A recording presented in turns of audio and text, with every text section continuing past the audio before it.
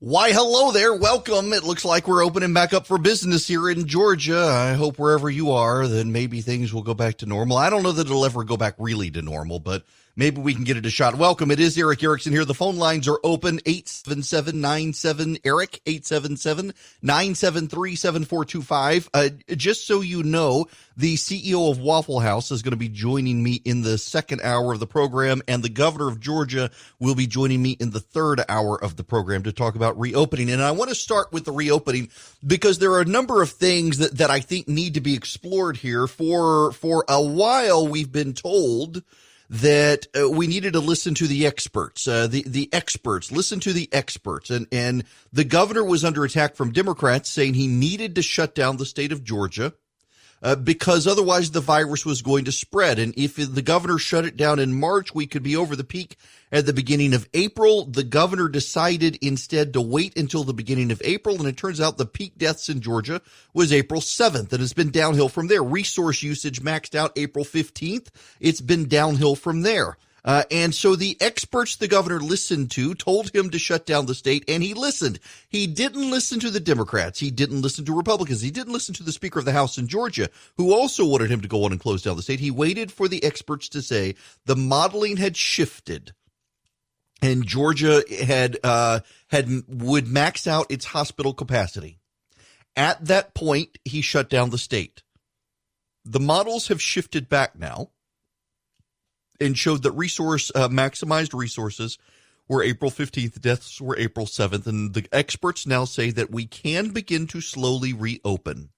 The governor is doing a couple of things. Now, there are people who are, they're concerned that the tattoo artist and the barber, why are they first? Why not last? Well, it seems obvious to me that the barber shop and the tattoo parlor are sole proprietors more often than not, who can control the flow of their business better than others.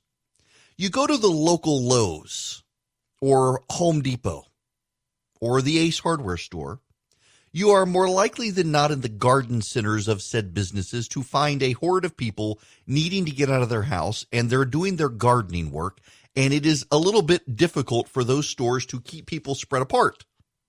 You go into the tattoo artist, and guess what?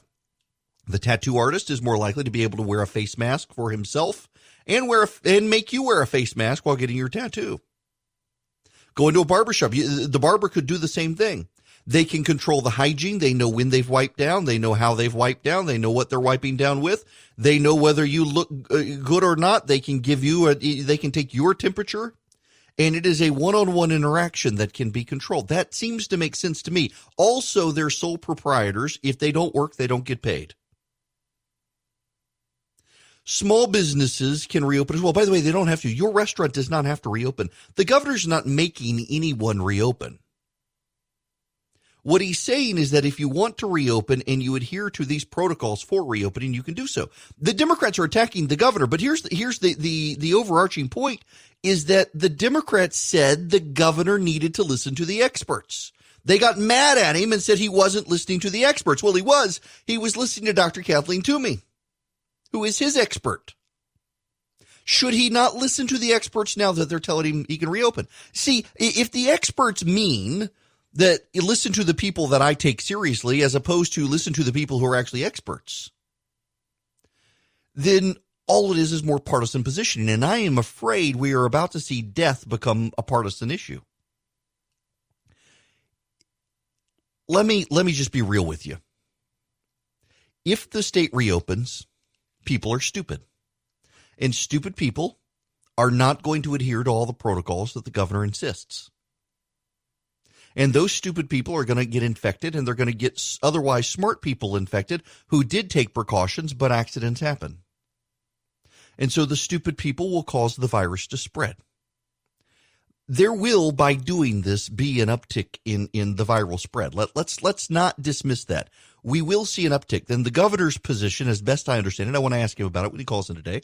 The governor's position is that it is manageable, and the hospital capacity in the state can handle anything that comes. We're over the hump.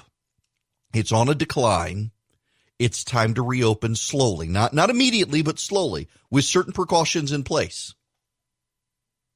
But he believes that the state can handle the surge. He believes that the state hospitals have the capacity to get it done. What is left unsaid, but I think is implied, is that we've lost the ability to eradicate the virus. And I think that is the reality, that we've lost the ability to eradicate the virus.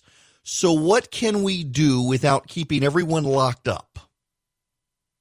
What can we do to try to slow its spread or contain its spread as best we can while not continuing to keep people sheltered in place? Because I do think the governor has this sense, and I think he's right, that more and more people are starting to get out of their homes. The weather outside today is gorgeous. In fact, let me see this. I so rarely do this, but I think it's worth doing right now just to get a sense of this. If you're listening nationwide, I'm broadcasting from Middle Georgia. It is 57 degrees and sunny where I am right now with a high of 77 today. When you go up to the gorgeous North Georgia, to Blue Ridge, Georgia, it is 59 right now, and there's a high. The high today will be 66 degrees. It's beautiful. Go down to Valdosta, South Georgia. The high today is going to be 81 and sunny. Low humidity around the state. It's too beautiful to stay inside. People are starting to get out. People are starting to move about. Traffic has gone up noticeably, even though we're still under shelter in place, even though businesses have already reopened. And so what does the governor do? Does he keep you at home and now make the state police arrest you and throw you in jail if you don't stay home? Or does he realize that the people are essentially voting with their feet? That we did what you asked us. We stayed inside for several weeks to see the daily rate of the virus slow. And now it's time to figure out a way to come out. And this ultimately, frankly, I think that the partisans out there, including Stacey Abrams, is already out attacking the governor. Democrats are out attacking the governor. Various Democratic elected officials were on TV. I did not see. Charlie is mad at me, so you should know. My producer, Charlie, gets up in the morning. I have a website I go to where I can get all the audio clips that I want. And I got him to cut a clip with Don Lemon from CNN. And he's upset with me and told me he would quit if he ever had to listen to another Don Lemon clip. What he does not realize is that I spared him listening to a second Don Lemon clip talking to the mayor of Savannah, who was throwing the governor under the bus. That the governor's going to get us all killed. We're all going to die. This is unconscionable. You know what? Here's bottom line. My wife, given her situation, is going to have to shelter in place until the middle of May. We're still going to have to be careful. When we go in public, I probably will have to start wearing a mask now with all the idiots getting out of their houses. If you don't feel safe, don't go out. Part of the mandate by the governor is that businesses are not going to be able to force you. If you can work from home, they're not going to be able to force you to go back to the office. So stay where you are. Keep the pattern and practice you're engaged in. I mean, this ultimately is the problem that we're dealing with here, is that ultimately the governor requires the trust of the people and the support of the people, and requires people to do the things that they need to do to make this work. If you people screw it up, that's on you. Now, the governor's going to get blamed. The Democrats are going to blame the governor. But there is this underlying presupposition, I think, to opening the state up that we're not going to contain the virus. We're not going to eradicate it at this point. In fact, there was some research done. Somebody sent me the link. I cannot remember who now sent me the link, but it was a research paper of the World Health Organization. I know the World Health Organization. But it's an old paper on social distancing. It's from about 10 years ago. And what they found was that either you completely lock down or completely let it spread. There really is no in between. And there's never been a complete lockdown in this country, even in places where there are enforceable lockdowns and nanny staters and little Nazis next door calling and reporting the cops. People are still moving about. I mean, for gosh sakes, in California, And Colorado and Nevada and Wisconsin, not Wisconsin, Washington State and all, the marijuana shops are considered essential businesses. Now, I personally think that's smart. Give people couch lock, have them locked in place on their couch. They can't get up. They're too baked to do it. Perfectly reasonable way to keep people home. Give them drugs, make them stay. You go to the hospital, you get on a ventilator that they essentially put you in an induced coma so you can't move. The home situation is you just give them lots of marijuana and they stay on their couch and they don't move. So I kind of understand it. But even in those places, you can go out and buy it. Churches are considered non-essential by left-wing states, but liquor stores and pot shops are considered highly essential. That's pretty telling about where we head as a secular country. But the underlying premise here is people are still moving about. People are still getting the virus. Here in Middle Georgia, where I am, they don't expect the peak until mid-May. Now, Dr. Toomey was asked about this yesterday, and I want to do my best to put this explanation in. And again, I'm not the expert, but I try to listen to the experts. Dr. Toomey essentially said, for those of you who didn't hear the press conference, I wish I had the audio. I'm afraid I don't. What Dr. Toomey essentially said is that we know where the cases are going to come from. By and large, the cases are coming from nursing homes and elder care facilities. This really is a thing among senior citizens who are sheltered in group facilities. And that's why we have to do a much better job there. I want to spend a little time on this point. But her point is that, yes, there are places in the state where they have not gotten to their peak yet. But when they say their peak, we're not talking hundreds or thousands of more people. We're talking dozens of more people. And that it is manageable from a hospital standpoint. And that of the surge, of that peak, it is more likely than not people right now who already have contracted the virus and their symptoms are going to show up. They are sheltered in place more often than not in a group facility. They may have to go to the hospital, but the hospitals have capacity to manage it. In other words, at this point, the prevailing presumptions from the experts who the Democrats said the governor needed to listen to is that the virus is largely contained as a matter of community spread, but it is still spreading in facilities like nursing homes and retirement facilities, and those we have to be vigilant against.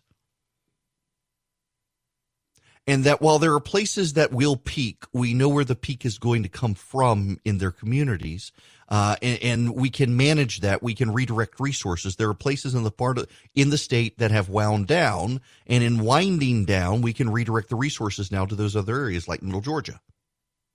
That was essentially Dr. Toomey's point. Should we not trust Dr. Toomey? She's world-renowned. She's highly respected. If you remember the show Northern Exposure, Dr. Toomey's life is what was the genesis behind the idea of Northern Exposure, the TV show. She worked at a remote part of Alaska. She then took a job with the CDC in Botswana. She's a world-renowned epidemiologist. She's now in charge of public health for the state of Georgia. Should the governor not listen to this expert who says that we can take reasonable precautions, and because we're over the peak for the state, we can begin reopening the state with certain precautionary measures? At some point, we have to find the balance of living with the virus around us and getting out of our houses. We sheltered in place. We did what we were told we needed to do to slow or contain the spread. We have slowed it. We have contained it. We have not eradicated it. We're not going to eradicate it, at least not yet.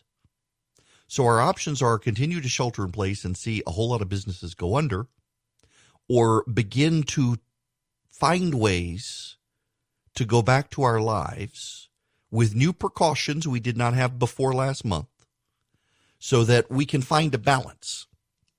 People are still going to get the virus. If people stay inside, people are still going to get the virus. The question is, how do we find this balance? And, people should frankly be wishing Georgia the best to see if we can find that balance as a model for the rest of the nation. The phone number here, 877-97-ERIC, 877-973-7425. Oh, man, I got online and just seeing the anger, the rage from partisans about what the governor's doing. And there are mayors pushing back. Mayor Keisha Lance Bottoms says that as a mayor and a mother, she's concerned. And listen, I understand. I am too. I'd be lying if I said I wasn't concerned. given what we know about the virus and the spread. I do have to say this. I was talking to an well, no, I shouldn't say he's an epidemiologist. He's not an epidemiologist, but he is actually a very prominent doctor in the state who I won't say he's an epidemiologist. He knows his stuff, though, and he knows how to model. In fact, he's one of the heads of one of the top medical societies in the South. And I was asking him about the modeling, and the people say the modeling was wrong. The modeling was wrong. It was too high. And it was very interesting. He actually gave me an answer I had not heard. I mean, I've mentioned the story, and he referred me back to it. He said that the modeling is not wrong per se. He said the modeling is as good as the data is. And the model was formed with presumptions, and those presumptions came from what we were seeing in Europe and Asia as the virus was spreading. And he said one of the reasons that the model numbers were as high as they were is because of patient 31 in South Korea. And I remembered that story. Patient 31 in South Korea, she was the 31st patient to be confirmed to have COVID-19. And it spread from people in her community. She had not come, the original reports were that she had gone to Wuhan, but it turns out she had not gone to Wuhan, China. She actually had not gone anywhere outside the country. She got it from someone in the country. We don't know who she got it from in the country, but she was the 31st patient to get it, and one of the first to have gotten it from inside the country, not from travel. She was told by her doctor to go to the emergency room. He was sure she had it. And instead, she went to church, and she went to that cult church in South Korea. She got to feeling better and decided Jesus was making her better. So she went to a buffet with a friend. And then she got to feeling a little worse again, so she went back to church. In South Korea, one person infected 2,000 other people, or I should say they can at least trace their infections. They may have gotten it from other people, but they can all be traced to her, and the presumption is she might have spread it to them between the buffet and the 2 church services. And so that information affected the model. One person infecting that many people, or at least the trace back can be to that many people, that shaped the modeling. It wasn't that the modeling was wrong. The modeling was only as good as the data. And I totally forgot about that person. I totally forgot about that one person infecting that many people. Now, let's be honest here. The data we have at this point is that one person can infect 3 people. There is data that it is more widespread in the community than we know, and more people have had it than we thought. I get that too. And I get the concerns, particularly I'm in a high-risk home with my wife. Frankly, I may be slightly high risk, just given the lung damage to me from clot damage. So I am certainly concerned, and we will certainly have to be precautious. But I also understand, be cautious. I understand as well that at some point people are going to leave their homes. And we're reaching the tipping point. The tipping point, thank goodness, comes after Georgia has peaked. The odds are very likely that when people start leaving their homes, we're going to see another uptick in the virus. But there is this. Senior centers. Senior centers are an issue. We know that retirement facilities, nursing homes, elder care facilities, memory care facilities, those places are where the virus is causing the most damage. That is why in Albany, the virus started spreading from a funeral, and it spread into the community, and then it got into the senior centers down there. It got into the elder care centers, and that, my friends, is what caused so many of the problems. It didn't start there, but it had the most devastating effects there. So what can we do in those places to keep them safe and secure? Part of it is limiting visitors. Part of it is changing the sanitation protocol in those places. We're going to have to do something. But are you willing to stay cooped up in your home? And if so, how many other people do you know who are willing to do it? We've crossed the peak. The governor is listening to the experts. They say, here's a protocol to reopen the state. Should he not be allowed to try it? I'm happy to take your phone calls on this, 877-97-ERIC, 877-973-7425. Welcome back. Yes, you can call into the program. This hour of the program is sponsored by First Liberty of Georgia. FirstLibertyGA.com is their website. They are expected to strike the deal today for the Payroll Protection Program, the PPP program, to add more money for small businesses. You want to go on and start getting your application in. You don't want to deal with a big bank because they got all the bureaucracy. You want to go to a small bank or something like that. Go to a building loan like First Liberty. They can help you. FirstLibertyGA.com is their website. Thanks to them for sponsoring. They really are good people. I know them, and they make their own lending decisions, so they're easier to deal with than big corporate impersonal banks. FirstLibertyGA.com. Let's go to Robert calling from Fayetteville on the phone. Robert, welcome. Good morning. Hey, Eric. Love your show. And matter of fact, I walk each morning with your show here in my neighborhood. Really, you're spot on with everything. I appreciate it. Wanted to ask you a question. Your email last night that you sent out with the graphs showing the daily cases and the daily deaths here in Georgia from the Department of Health. Not sure if you saw CNN this morning. They threw up the Johns Hopkins. I'm not sure if it was cases or deaths, but they showed a graph and showed the Johns Hopkins graph going up for the state of Georgia. And just wanted to see, I looked all over the Johns Hopkins site and could not find that same graph, but that's what CNN is grasping onto, is that Johns Hopkins graph. So, I've asked about this. My wife actually asked me the same question last night because the data is differently reported in different places. My understanding is that the state is using confirmed cases, and Johns Hopkins has started using confirmed and presumed cases. And so the state is using the CDC metric for confirmed cases. And also part of the point from the Department of Public Health is that one of the reasons that the Johns Hopkins data is differing from theirs is that what the state is doing is the state is going back and presuming when someone got it. So when Johns Hopkins says we got 100 new cases in Georgia, well, okay, we got 100 new cases in Georgia, but they didn't just get COVID-19 today. When did they get it? And so the state can plot forward and show we've still got a declining spread in the state. Okay. Does that make sense to you? It does. It does make sense. Like I said, when I saw that, I thought, wait a minute, no, that's wrong. And I even pulled up your email from last night and looked and compared the graph and started digging and couldn't find that. If you go to the Department of Public Health, they've got everything there, and it's easy to understand, it's easy to see, and they've got a great graph that shows you, like, for example, here's the daily COVID-19 deaths in Georgia. On the 20th, there were 7. On the 19th, there were 17. The day before, there were 16. The day before 16. The day before 29.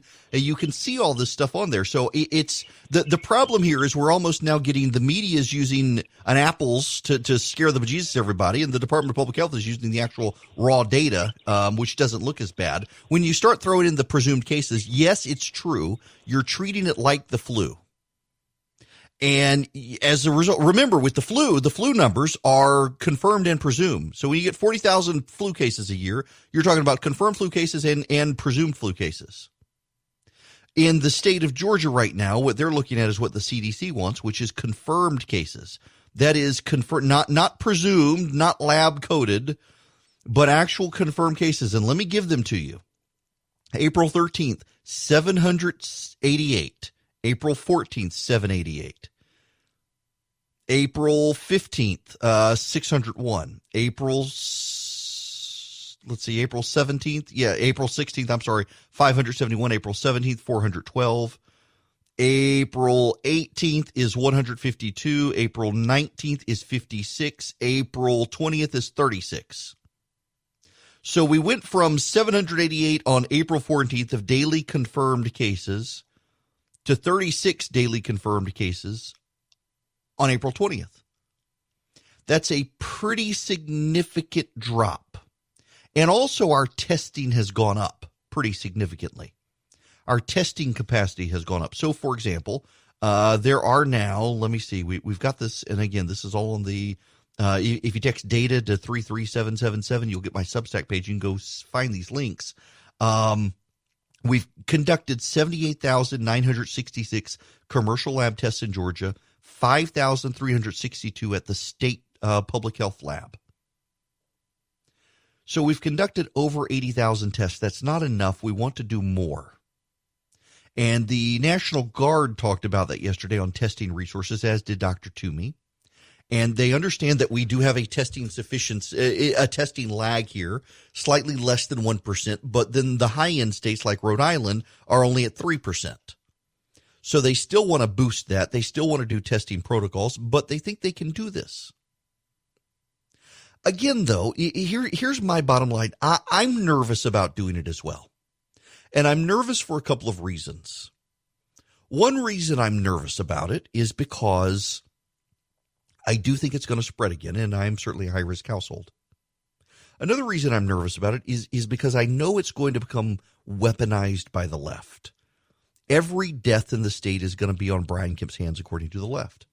And what that's going to do is it's going to make it more partisan. And in making it more partisan, you're going to have more people decide it really isn't a big deal, and fewer people are going to take it seriously. But it's also the press as well that has a hard time taking it seriously. I want to play you this audio. This is from the White House press conference yesterday of Dr. Birx explaining the reopening of places in Florida and South Carolina.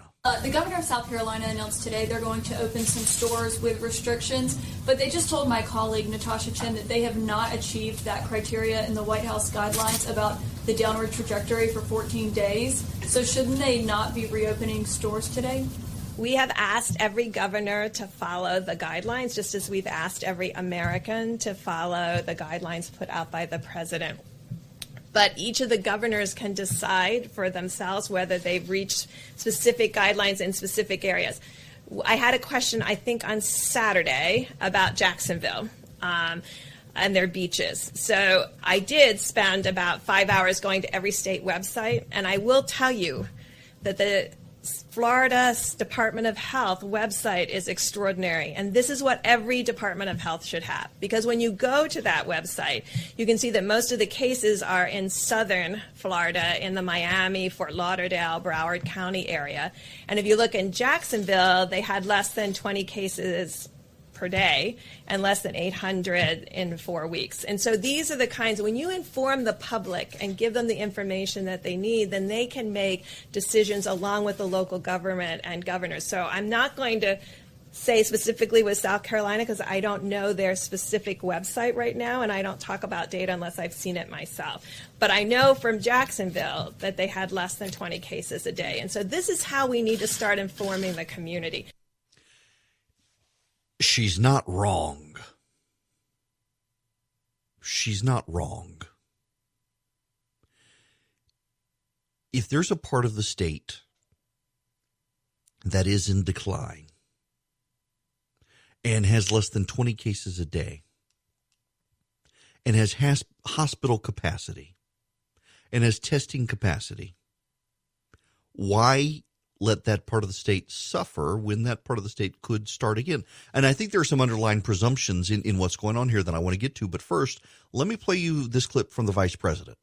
I will say again, as we've said before, as Dr. Birx comes up to explain to you what we delivered to the governors today, we told the governors once again today that by our best estimates, we have enough testing capacity today for every state in America to go to phase one if they meet the other criteria of 14 days of reduced cases and sufficient hospital capacity to prepare for any eventuality that may occur. Once again, we have enough testing capacity for every state in America to go to phase one.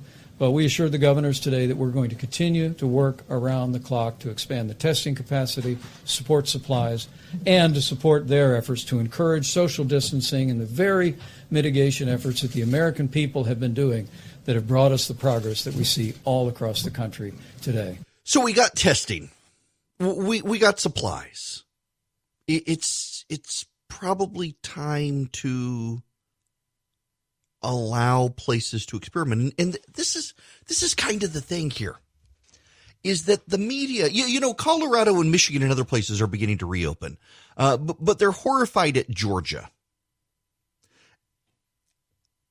I have to wonder And I'm trying to check myself, and I'm asking myself, is this just your partisanship? Because I'm trying to be reasonable on this issue. Because this issue shouldn't be partisan. And so when I say things, I want to make sure it's not just my partisanship talking. And it's really not. It really is not my partisanship talking here. I really do think that there is an underlying premise here.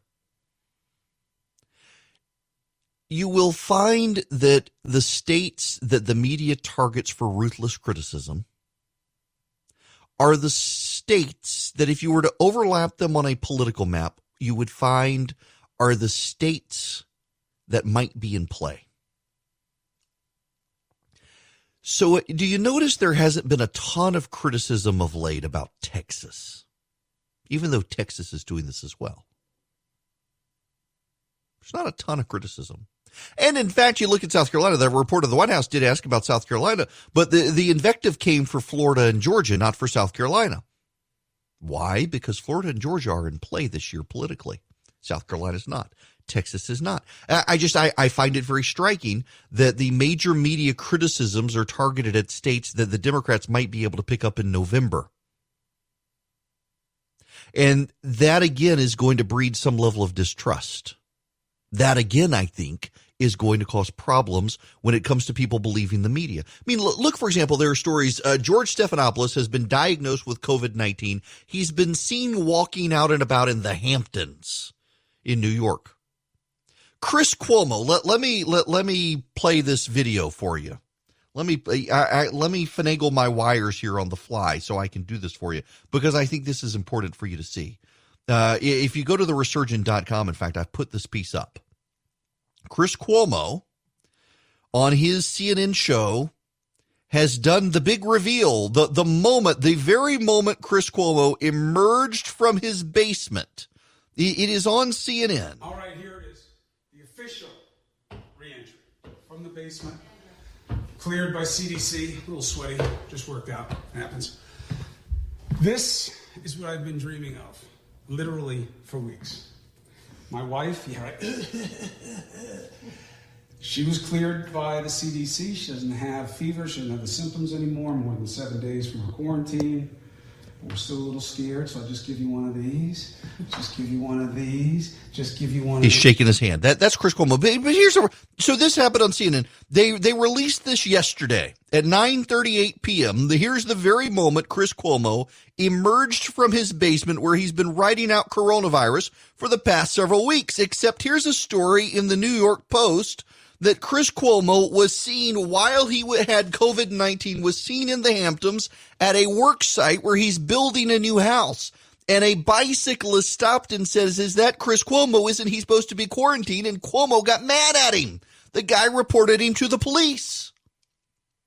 Is that an apples or is that a bananas commercial at CNN? Is that an apples or bananas news spot? Is that fake news that CNN is saying? See, this doesn't help it. When the media itself isn't taking this seriously, they're harassing protesters, saying this is an organized activity. It is sinister on Facebook, and Facebook must ban the ads. And you've got everybody saying you must shelter in place. You must be quarantined. You've got CNN doing the big reveal of Chris Cuomo finally coming out of quarantine. But here's a news article that during the time he was quarantined, he was out and about. There's a video of George Stephanopoulos on that entertainment site, TMZ, where he's walking in the Hamptons. In fact, there are reports that George Stephanopoulos has been seen in the community while he supposedly has COVID-19. What's going on with the media? What are the reporters doing? Is this a do as I say, not as I do thing? All of these things, it is a steady drip, drip, drip, drip, drip of doubt. Either this is a big deal or it isn't.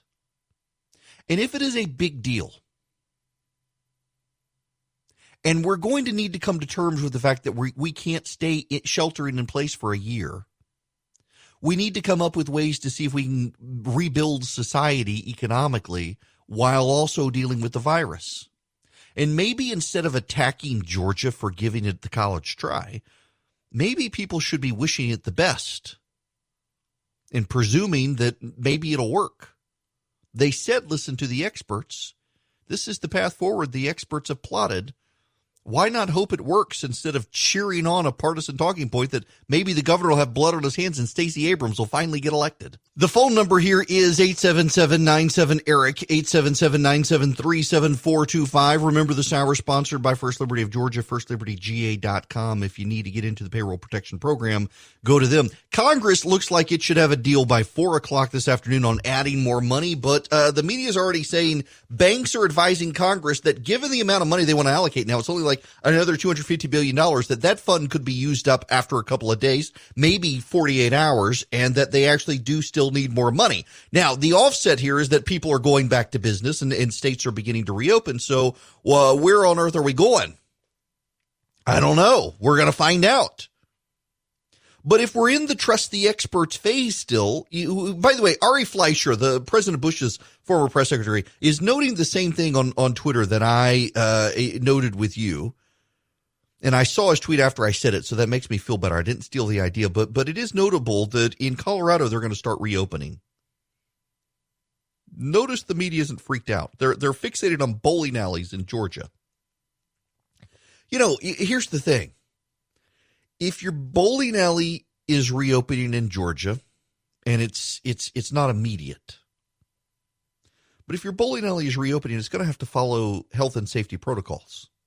Sanitation. The bowling balls, they're going to need to be scrubbed. The seats are going to need to be wiped. The touch screens at most of the bowling alleys you use now, they're going to have to be sanitized between uses. All these sorts of things the bowling alleys are going to have to do. So why can't they reopen? Why should the small business sole proprietor, tattoo artist, and barber be the last ones to open when they're the most vulnerable to the economics of this? You work for a big corporation, you're not going to be impacted as much as a sole proprietor who had to close his shop. You know, I don't get paid for this radio show.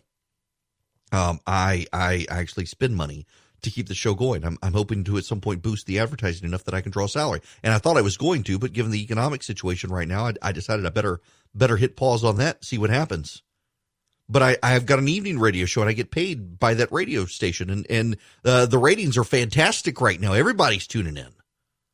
And so I'm very blessed. And as a result, I'm using my income now to try to offset the cost. I've paid my barber in advance for a couple of months worth of haircuts. And I've been giving money where I can to people I know who are in need. So I can, but not everybody can. Not everybody's in that situation.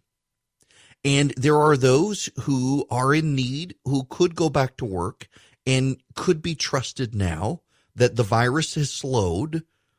The decline is beginning. They should be able to take certain precautions. They now know of the awareness. They now know the situation.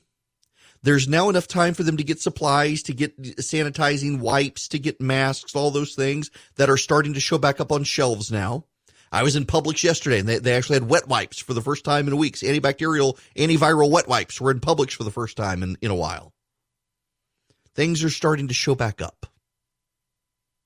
So why not let people, now that they know the caution, now that they know the concerns, let them figure out how to reopen their business, give them some guidelines, make sure they comply, and do it. I just continue to think, so I've got this nagging suspicion in the back of my head that the country may be irreversibly broken. And I hope I'm wrong. But I think it's notable that everyone's partisan position and presupposition going into this crisis remains afterwards.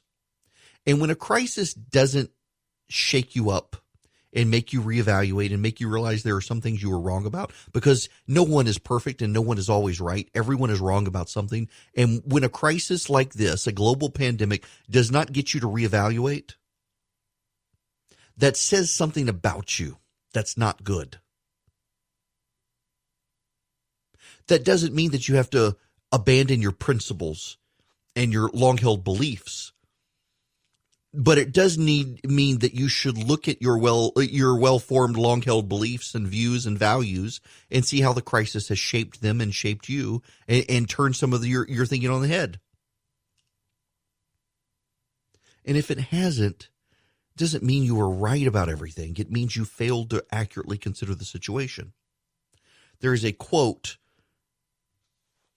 an economics quote, when the facts change, I change my mind. What do you do? Now, it's been often attributed to Winston Churchill, among others. We got all sorts of data now. And one of the things that we have from the data is this. The virus is here to stay, or so it seems. And if we're not going to eradicate it, how do we manage around it? How do we contain it and go about our lives? Georgia is embarking on a very interesting experiment, as are a number of other states. And the partisan sniping from the left, I think, undermines goodwill and the willingness to explore, the willingness to find ways. And I think that ultimately is going to undermine our ability as a nation to continue on together. That's a real problem that hopefully I'm wrong about, but we'll see. It's great to have a sponsor of the program that I don't even have to read a script for or anything. You know, they send scripts, but I don't have to have one with Quip because Quip is my toothbrush. It's my wife's toothbrush. It's my daughter's toothbrush. It's now my son's toothbrush. We are a 100% Quip household in our family, and I will tell you why. Because with some of those vibrating fancy doodad toothbrushes, they're super expensive. You have to take a charger with you. They're hard to keep up with. The brush head size is so big and poorly designed, it doesn't fit in the back of your mouth, so you can't get the back of your mouth and the teeth clean. With the Quip, it is well designed. You can tell that it's designed by dentists and designers working collaboratively. It's a great toothbrush. If you don't know what the Quip is, it's a battery-powered toothbrush where every 3 months they send you a new brush head for just $5. So you brush head stays clean and in shape. You get a new battery. It's a AAA battery that it works with. And here's the cool thing. It vibrates great to clean your teeth, and every 30 seconds it pulses so you know to change position in your mouth. And after 2 minutes, after you've got the dentist recommended 2-minute brushing, it turns itself off. So you don't have to worry about it. There's no fancy charger to carry around or keep up with. You just your toothbrush. And it comes with a great little travel pouch you can put it in. It's a great design toothbrush. I've used mine for so long. Every time I go to my orthodontist now, I have braces, and every time I go to my dentist, he wants to know if I'm using teeth whitener, and I'm not. I'm just using my Quip twice a day for 2 minutes, just like dentists recommend. It is fantastic. It is such a great design. Listen, this sponsor live read is taking longer than it should because I actually do really like my Quip toothbrush. It is the best toothbrush I've ever had, and I hope you'll agree. You can go to getquip.com/Erickson right now and get your first brush head refill pack for free with your Quip. That's right. Your first brush head refill pack is free if you go to getquip.com/Erickson. It's GetQuip.com/Erickson. It is the Good Habits Company, and it is a great toothbrush. Well, the great meltdown has begun. Welcome. It's Eric Erickson here, The Eric Erickson Show. The phone number is 877-97-ERIC, 877-973-7425. It is notable, I think, that the media outrage directed at Georgia and Florida completely ignores that Colorado and Michigan and a few other states are doing the same thing, but they just happen to be Democratic governors in states considered safe for the Democrats. And suddenly these are Georgia being blown up, for example. Savannah Mayor Van Johnson is all over TV saying that it's reckless, premature, and dangerous. He said that on CNN and elsewhere. So bowling alleys, gyms, tattoo parlors, barbershops, they can open their doors on Friday as long as they follow certain criteria. Theaters and bars and restaurants will have to wait and go slow. Let me give you some of the parameters here. Reopening businesses in Georgia will have to follow social distancing guidelines, screen workers, and take other steps. We have been surgical, targeted, and methodical, the governor said, always putting the health and well-being of our citizens first and doing our best to protect lives and livelihoods. Theaters and dining restaurants will be allowed to reopen on April 27th. However, a statewide shelter-in-place order will remain in effect through the end of the month. Kemp said elderly people and the medically fragile will have to stay home until mid-May. By taking these measured actions, we can start getting people back to work and do so safely. Nursing homes and long-term care facilities have been devastated. 295 residents have died. So you got over 700 deaths in Georgia. 295 of them have come from nursing homes, 45 of them since Friday. Dr. Toomey says emergency rooms are seeing fewer flu-like ailments. The state is beefing up contact tracing. We definitely have a plateau and what appears to be a decline, she says. Now, others are skeptical, but we also do have to recognize we're not going to stay forever in our homes. Now, I got to read for you the editorial board of the AJC.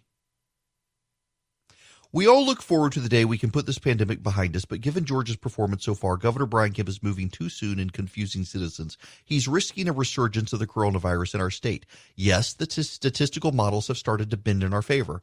While just models, these different analyses of COVID-19 cases and deaths suggest the state may be past its peak and a dire situation is getting better. If that's so, then all Georgians should celebrate that the sacrifices they're making are working. We can't forget that people are still contracting the disease and dying from it. That means that while the pace has slowed, we have to continue to follow the policies that public health experts have urged, lest we risk a resurgence of the virus.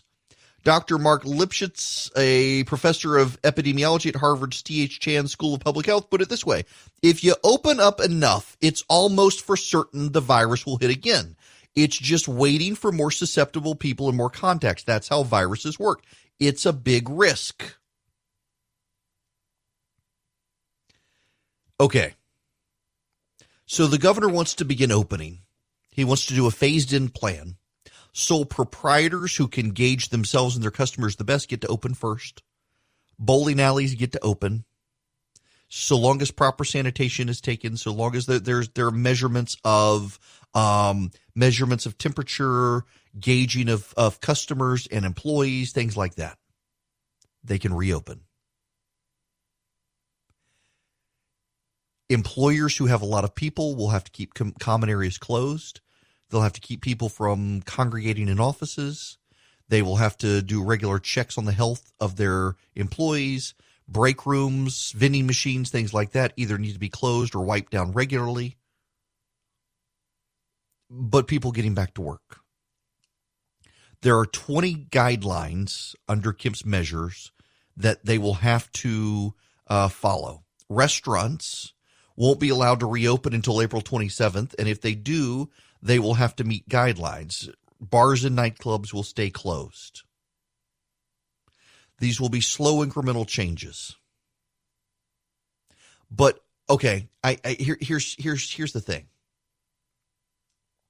And this is important. When do we try? When do we try? I agree we needed to shelter in place. I think it was right. And there are a lot of people on the right, a lot of my friends in talk radio, good friends of mine, have vehemently disagreed with me. But I think it was the right thing to do. And overwhelmingly, 60% of Republicans and more than 80% of Democrats and more than 70% of independents have agreed. I'm in the majority on this. The loudest voices you've heard against it happen to be in a distinct minority. And the data suggests it needed to be done. The fact that every global country on the planet has done so, other than Sweden, and how is Sweden working out? You know, Sweden has fewer people than Florida and has more deaths than Florida. Sweden's not the good example here that some in the media would have you believe and some on the right would have you believe. We've needed to shelter in place. In fact, I dare say a lot of you still need to shelter in place. My wife will need to shelter in place longer. My wife is dying to get back to her gym. She's not going to be able to do it. She's got to shelter in place. The governor's order makes very clear my wife's got to stay home. As a result, I will have to stay home. But bear with me here. Bear with me here. We're not going to eradicate the virus now. There's been too much community spread. There are not enough people willing to wipe out their businesses by staying home permanently. The virus is going to spread. And the question is, can we figure out a way now that we've slowed it? And that's why we were sheltered in place. Sheltered in place, contrary to what some have said, shelter in place was never about keeping you from dying. Shelter in place was always about two things. One, slow as best we can the spread of the virus. To two, prevent hospitals from being overwhelmed. Slow its spread, so it spreads out over time, but it keeps hospitals from being overwhelmed, so it's always manageable. You don't want to get into a situation where hospitals are so overwhelmed that the people who have a stroke, a heart attack, or a car wreck can't get treated because the hospital is overwhelmed with COVID-19 patients. And that's one of the points Dr. Toomey made yesterday is emergency rooms are starting to see a reduction in the number of people coming in with flu-like or pneumonia-like symptoms, which is a sign of COVID-19. So what do you do? What do you do? Do you keep people at home until there are 0 cases? When will that be? When will it be that there are 0 cases? And if there are 0 cases and people go out into the community and someone hasn't sterilized or sanitized properly and someone picks it up off a hard surface and gets reinfected and starts spreading again, do you shut the place down again? See, I don't think that we're going to shut down again. I don't see that we're going to be able to shut down again. Once you reopen, I don't think anyone's going to go back to sheltering in place. I don't believe it until it gets too bad. And by that point, it's too late. But what do you do about the people who are being wiped out economically? Does the government buy out their business? They're not going to do that. The government's having a hard time getting PPP in place. And there are plenty of us supporting local businesses. Like, for example, Mrs. Griffin's Barbecue Sauce is an advertiser on this program. MrsGriffins.com is their website. If you go there, you can buy 2, get a 3rd barbecue sauce for free. They're the oldest barbecue sauce still made in the United States. They're fantastic. A good Southern barbecue sauce. Thank you to Mr. Griffin's for sponsoring. This wasn't intended to be an advertising plug for them, but it is now, so go buy Mrs. Griffin's. But they're a small business here in Middle Georgia. They are in Georgia. You buy Mrs. Griffin's at your local grocery store, you're buying a Georgia-based company's product. You are helping keep Georgians employed. And there are a lot of people who are suddenly buying local to support these local businesses like Mrs. Griffin's. I've seen a lot of people on Facebook, social media tagging me in pictures. They bought this barbecue. It's good stuff. It's kind of cool that they're an advertiser because we use them in our house, have for years. But if we all keep sheltered in place, if we all got to stay home, what happens to your ability to continue to support those local businesses? Do we send these local businesses out of business for a while? What do we do? We don't have the money. The state doesn't have the money. The federal government doesn't have the money. Listen, I'm all on board the idea we had to stay home for a couple of weeks, several weeks, almost a full month. In fact, the governor is already telling people shelter-in-place order is still in effect. He's going to start letting you go out to get your hair cut, to get your tattoo. But otherwise, you got to go back home. You can't go to the restaurants. What do? If we're not going to stop the virus completely, if we're not going to eradicate it, what do? It seems like we should, in some way, in some capacity, be able to begin to manage and figure out ways to reopen. And that's what the governor wants to do. And he's listening to the experts. All these people keep telling him, and this is the thing about the Atlanta Journal-Constitution and the critics on the left, Stacey Abrams and the like, they're attacking the governor. People are going to die. Well, people are going to die of heart attacks, of stroke, of car wrecks. That's always been one of the arguments for the people who say we should never shelter in place. The problem is, as I pointed out repeatedly, way more people are dying per week of COVID-19 than drownings, electrical shocks, lightning strikes, car wrecks, cancer, flu, pneumonia, you name it. Even now, COVID-19 weekly deaths now exceed heart disease. The number one killer of this country, COVID-19, now kills more people per week in this country than that.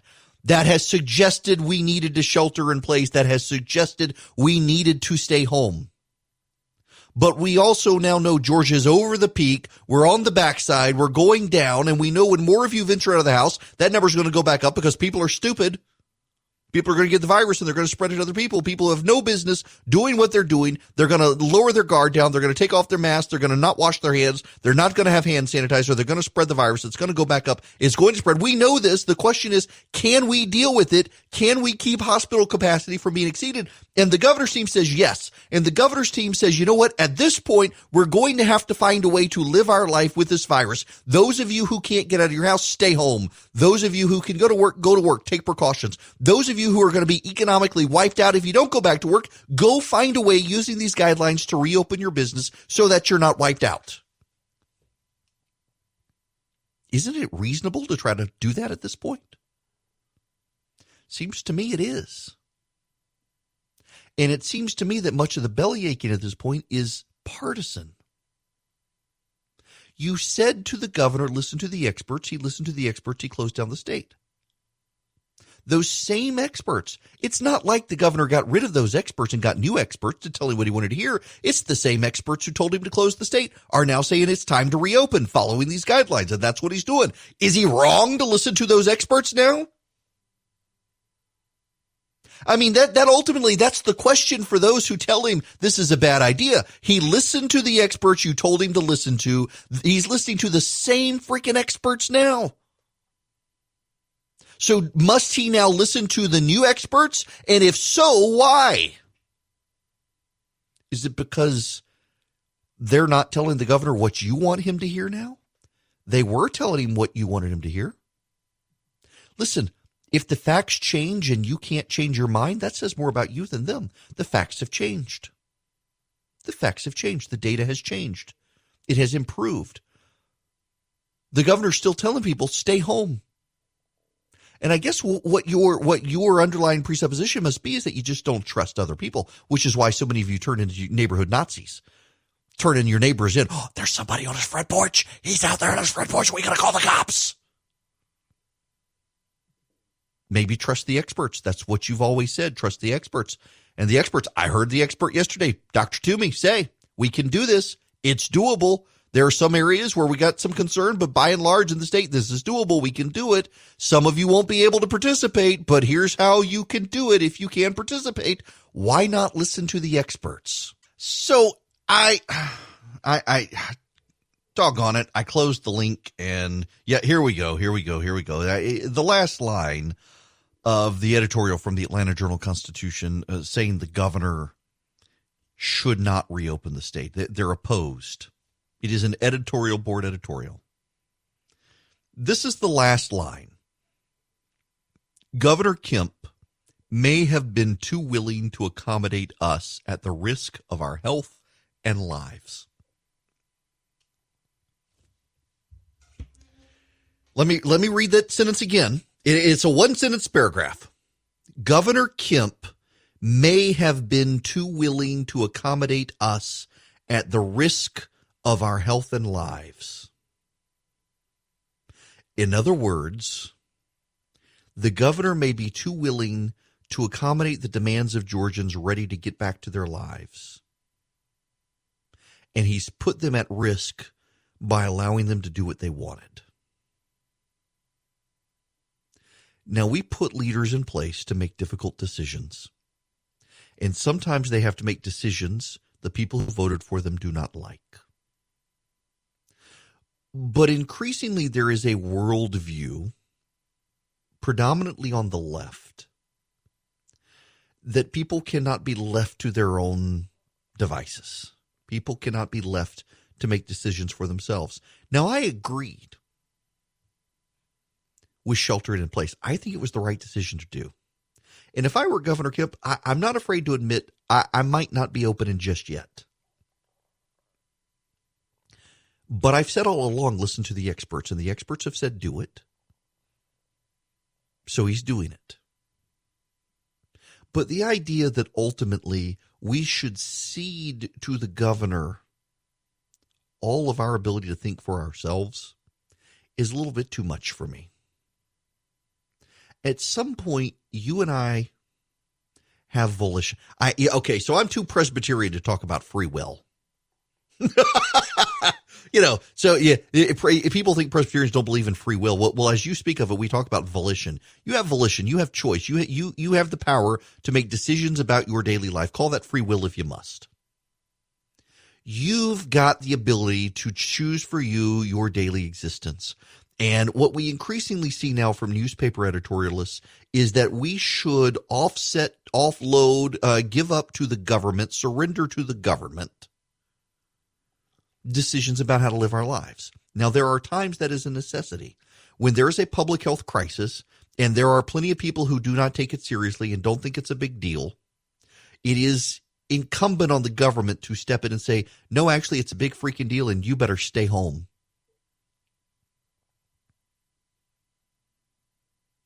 And when the crisis subsides, the government, listening to the same experts, reopens it. It's why has reopening become a partisan issue? Why can't we live with the experts and their opinions? And what about the small businesses? I want to play for you this clip. This is the clip that got Charlie all riled up this morning. This is Don Lemon. Do I have time for this? I think I've got time for this. This is Don Lemon. Not everyone, but some of the people out there with those protests, they could be helping it figure out how to do some of those things too. So we got to talk. I got some breaking. He could be shouting those protests down too. They're his people.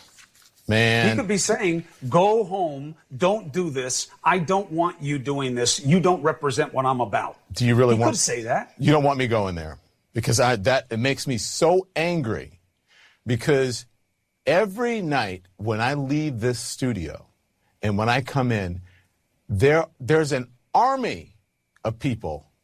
When I go through New York City, an army of immigrants and people of color and poor people who are keeping this city running.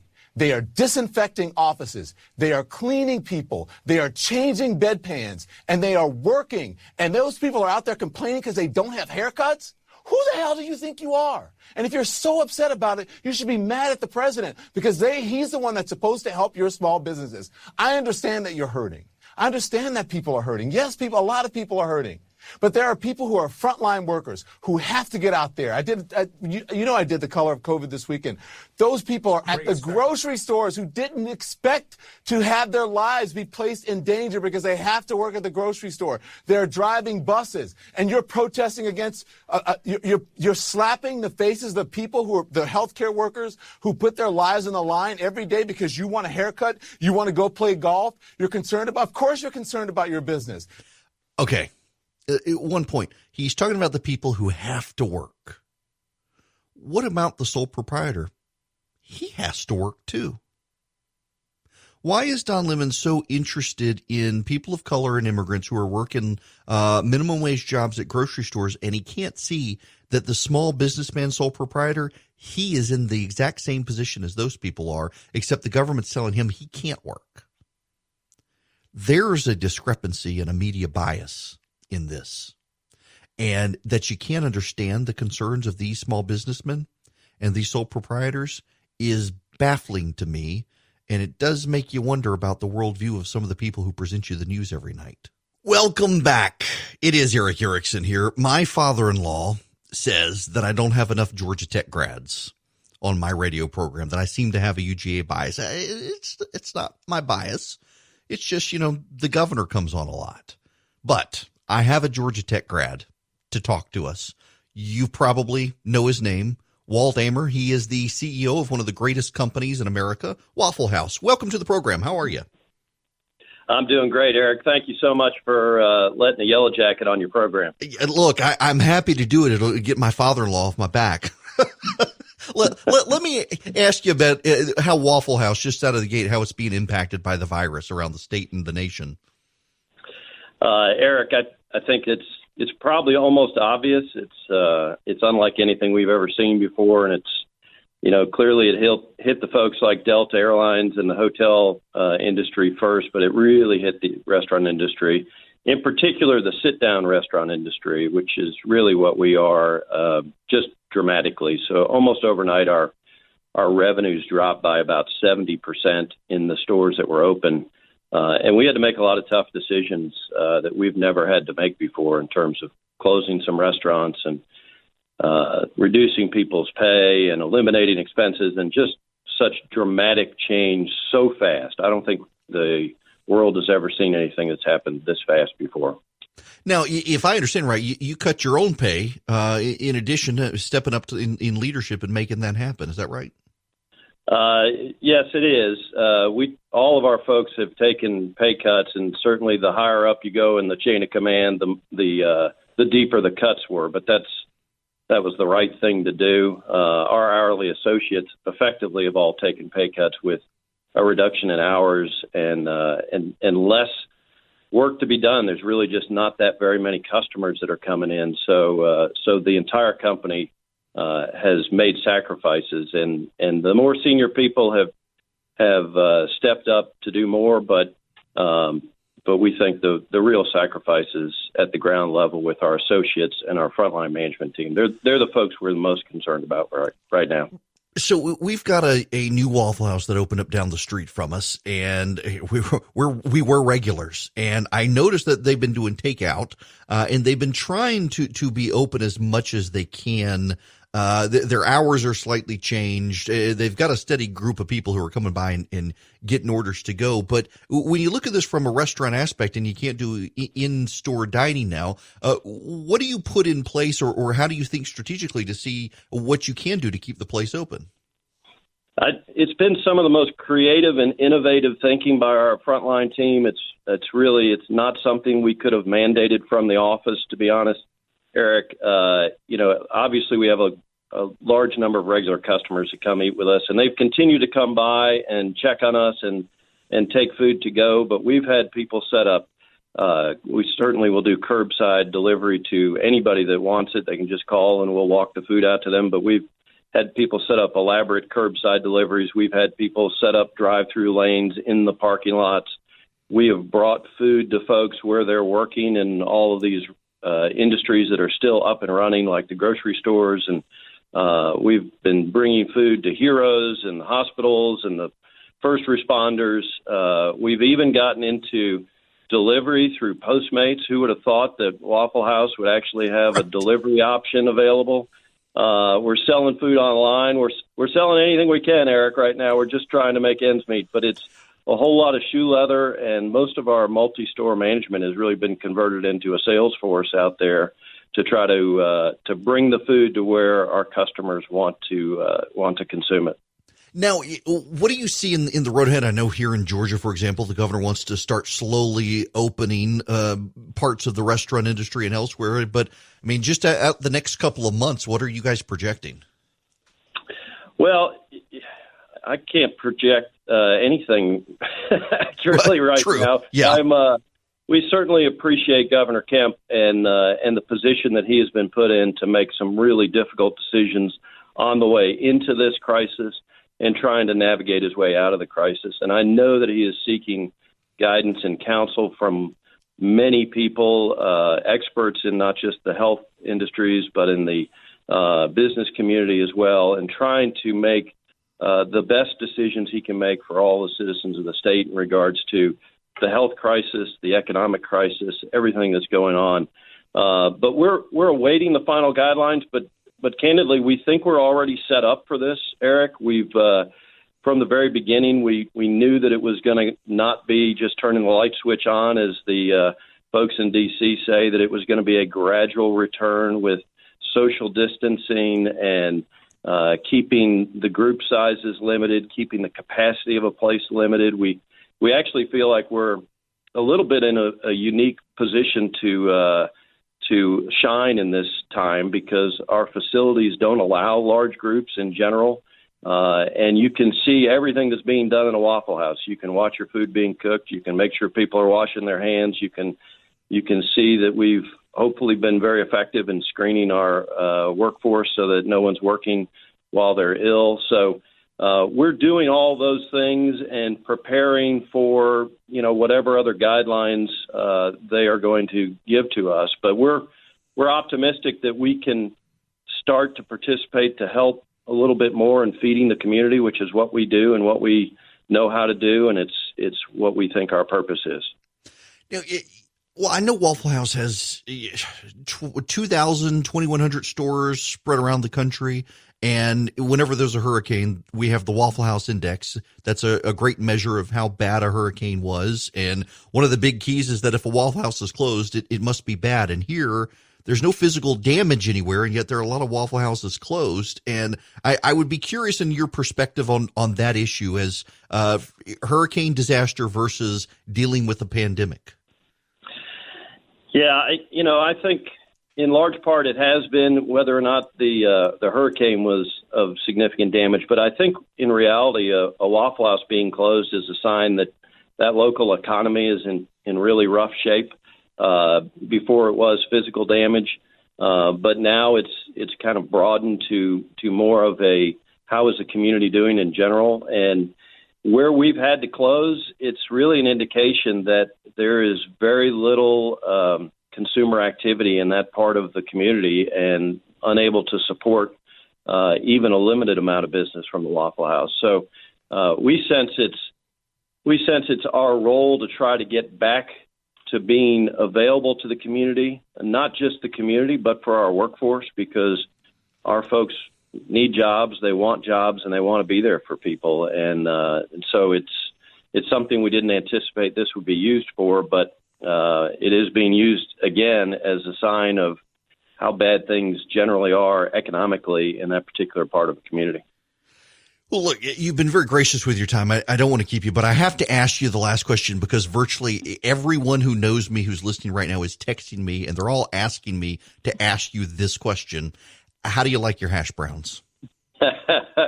Well, I like them every day, twice a day at least, and I want to like them in all of our restaurants once they're back open and this crisis passes. But I'm embarrassed to say I'm right down the middle of the road. I'm a scattered, smothered, and covered guy.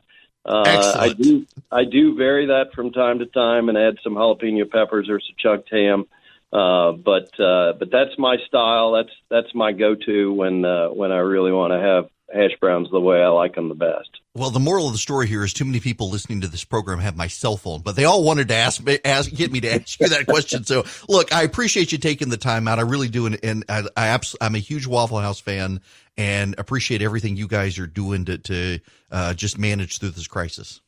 Eric, thank you so much. And if you'd allow me, I want to shout out to someone in particular, really Sure. A group of people in particular. The state of Georgia has been phenomenal in terms of their preparation and adapting to this unemployment tsunami that's come across our state. And I know the commissioner, Mark Butler. I don't know him personally, but they have done just a tremendous job compared to the things we've seen in other states in how they've been able to prepare the state, not perfectly, of course, but to take care of as many of its citizens as it possibly can, as fast as it can. And, it's the thing we were worried about the most on the front end of this was our people and were they going to be taken care of when the work dried up as everybody stayed home. And I just have to say kudos to the state and to Mark Butler and all of the folks in the unemployment office for just going above and beyond the call to take care of our citizens. It's really been overwhelming. It has, and I hear the story that they've processed more claims in the last couple of weeks than they ever did in the financial crisis combined, which is just amazing. That really puts in perspective what's happening right now. And with a great attitude, and I'm in our restaurants every day, and I talk to our folks all the time, and I go to the restaurants in other states over the last several weeks as well, and without question, our associates in the state of Georgia have gotten their claims, their partial unemployment, their underemployment claims, if you will, processed much faster than anybody else. And it's just been a real tribute to the folks in the state for the good work they're doing. Well, that's great to hear. I appreciate you doing that. Walt Ehmer, thank you so much for stopping by. I really appreciate it. Thank you, Eric. Appreciate you. Thank you. That's Walt Ehmer. He's the CEO of Waffle House, a great Georgia institution. There are 439 Waffle Houses in the state of Georgia. That's the most in the country. Number 2 is Florida with 173, and South Carolina with 169, Alabama 154, all affected by the shutdown. Every single one of them. So I appreciate him stopping by, taking time out of his day to talk about that. They're not alone. A lot of businesses impacted, and they're going to be slow to restart. As he said, there is no flipping a light switch here. There will be no speed up. It will be a very slow process, and there will be a lot of people who aren't willing to venture out. There will be a lot of people who can't venture out. The question is, do we try? Do we try? The experts say now's the time to try, and so good on the governor for being willing to, and you heard the CEO of Waffle House there say, good on the governor for at least trying to figure out a way to get us up and running and moving back, getting on our feet, and allowing business to resume based on the guidelines set forth by experts. Yeah, okay. So can I give you a suspicion? Because I have a suspicion. And by the way, thanks again to Walt Ehmer for stopping by, the CEO of Waffle House. I really appreciate it. If you want to listen to the conversation again, get the podcast to the show. Text the word show, SHOW, to 33777. You can get it Google Play, Stitcher, Apple Podcast, iHeart, you name it. The show is everywhere. And Spotify now. Spotify, you can get the show on Spotify. But so I've got I got a suspicion here. There is not a lot of data that suggests that this virus relates to heat, meaning it is possible that this virus is not going to go away in the warmth of summer. In fact, some of the hardest hit parts of the country right now, Miami area, is warmer than most. But it may be that it slows. So you're going to have areas of the country that are not super warm, at least at first. They're not going to heat up as much as some of the southern states. So let's say the virus does slow in warmth. It might still spread, but it's slow. That would put an economic advantage with those southern states that reopened first. I mean, Georgia's reopening ahead of many. It was one of the later ones to shut down, and it has opened up earlier than most, or is going to slowly. And we do need some perspective here. This is very, very important for perspective that Georgia has been hard hit. Let me give you the numbers right now. These will be updated at noon. But the daily report right now on COVID-19 in Georgia, 19,398 cases, 3,702 people hospitalized, 774 deaths. We're going to cross 20,000 cases in Georgia. But hospitalization is manageable. Keep in mind, there are over 8,000 hospital beds in the state. Hospitalization is manageable. Deaths are always unfortunate. The death rate is lower than the global average. Overwhelmingly, the people who have died have been elderly with pre-existing problems. There are very, very, very few people with no pre-existing problems who have died. By the way, I talked to a doctor yesterday who said there is a suspicion in the medical community that cannot be confirmed, but that those without prior conditions, those without pre-existing conditions who died, more likely than not, are, particularly if they're under the age of 60, possibly are regular vapors.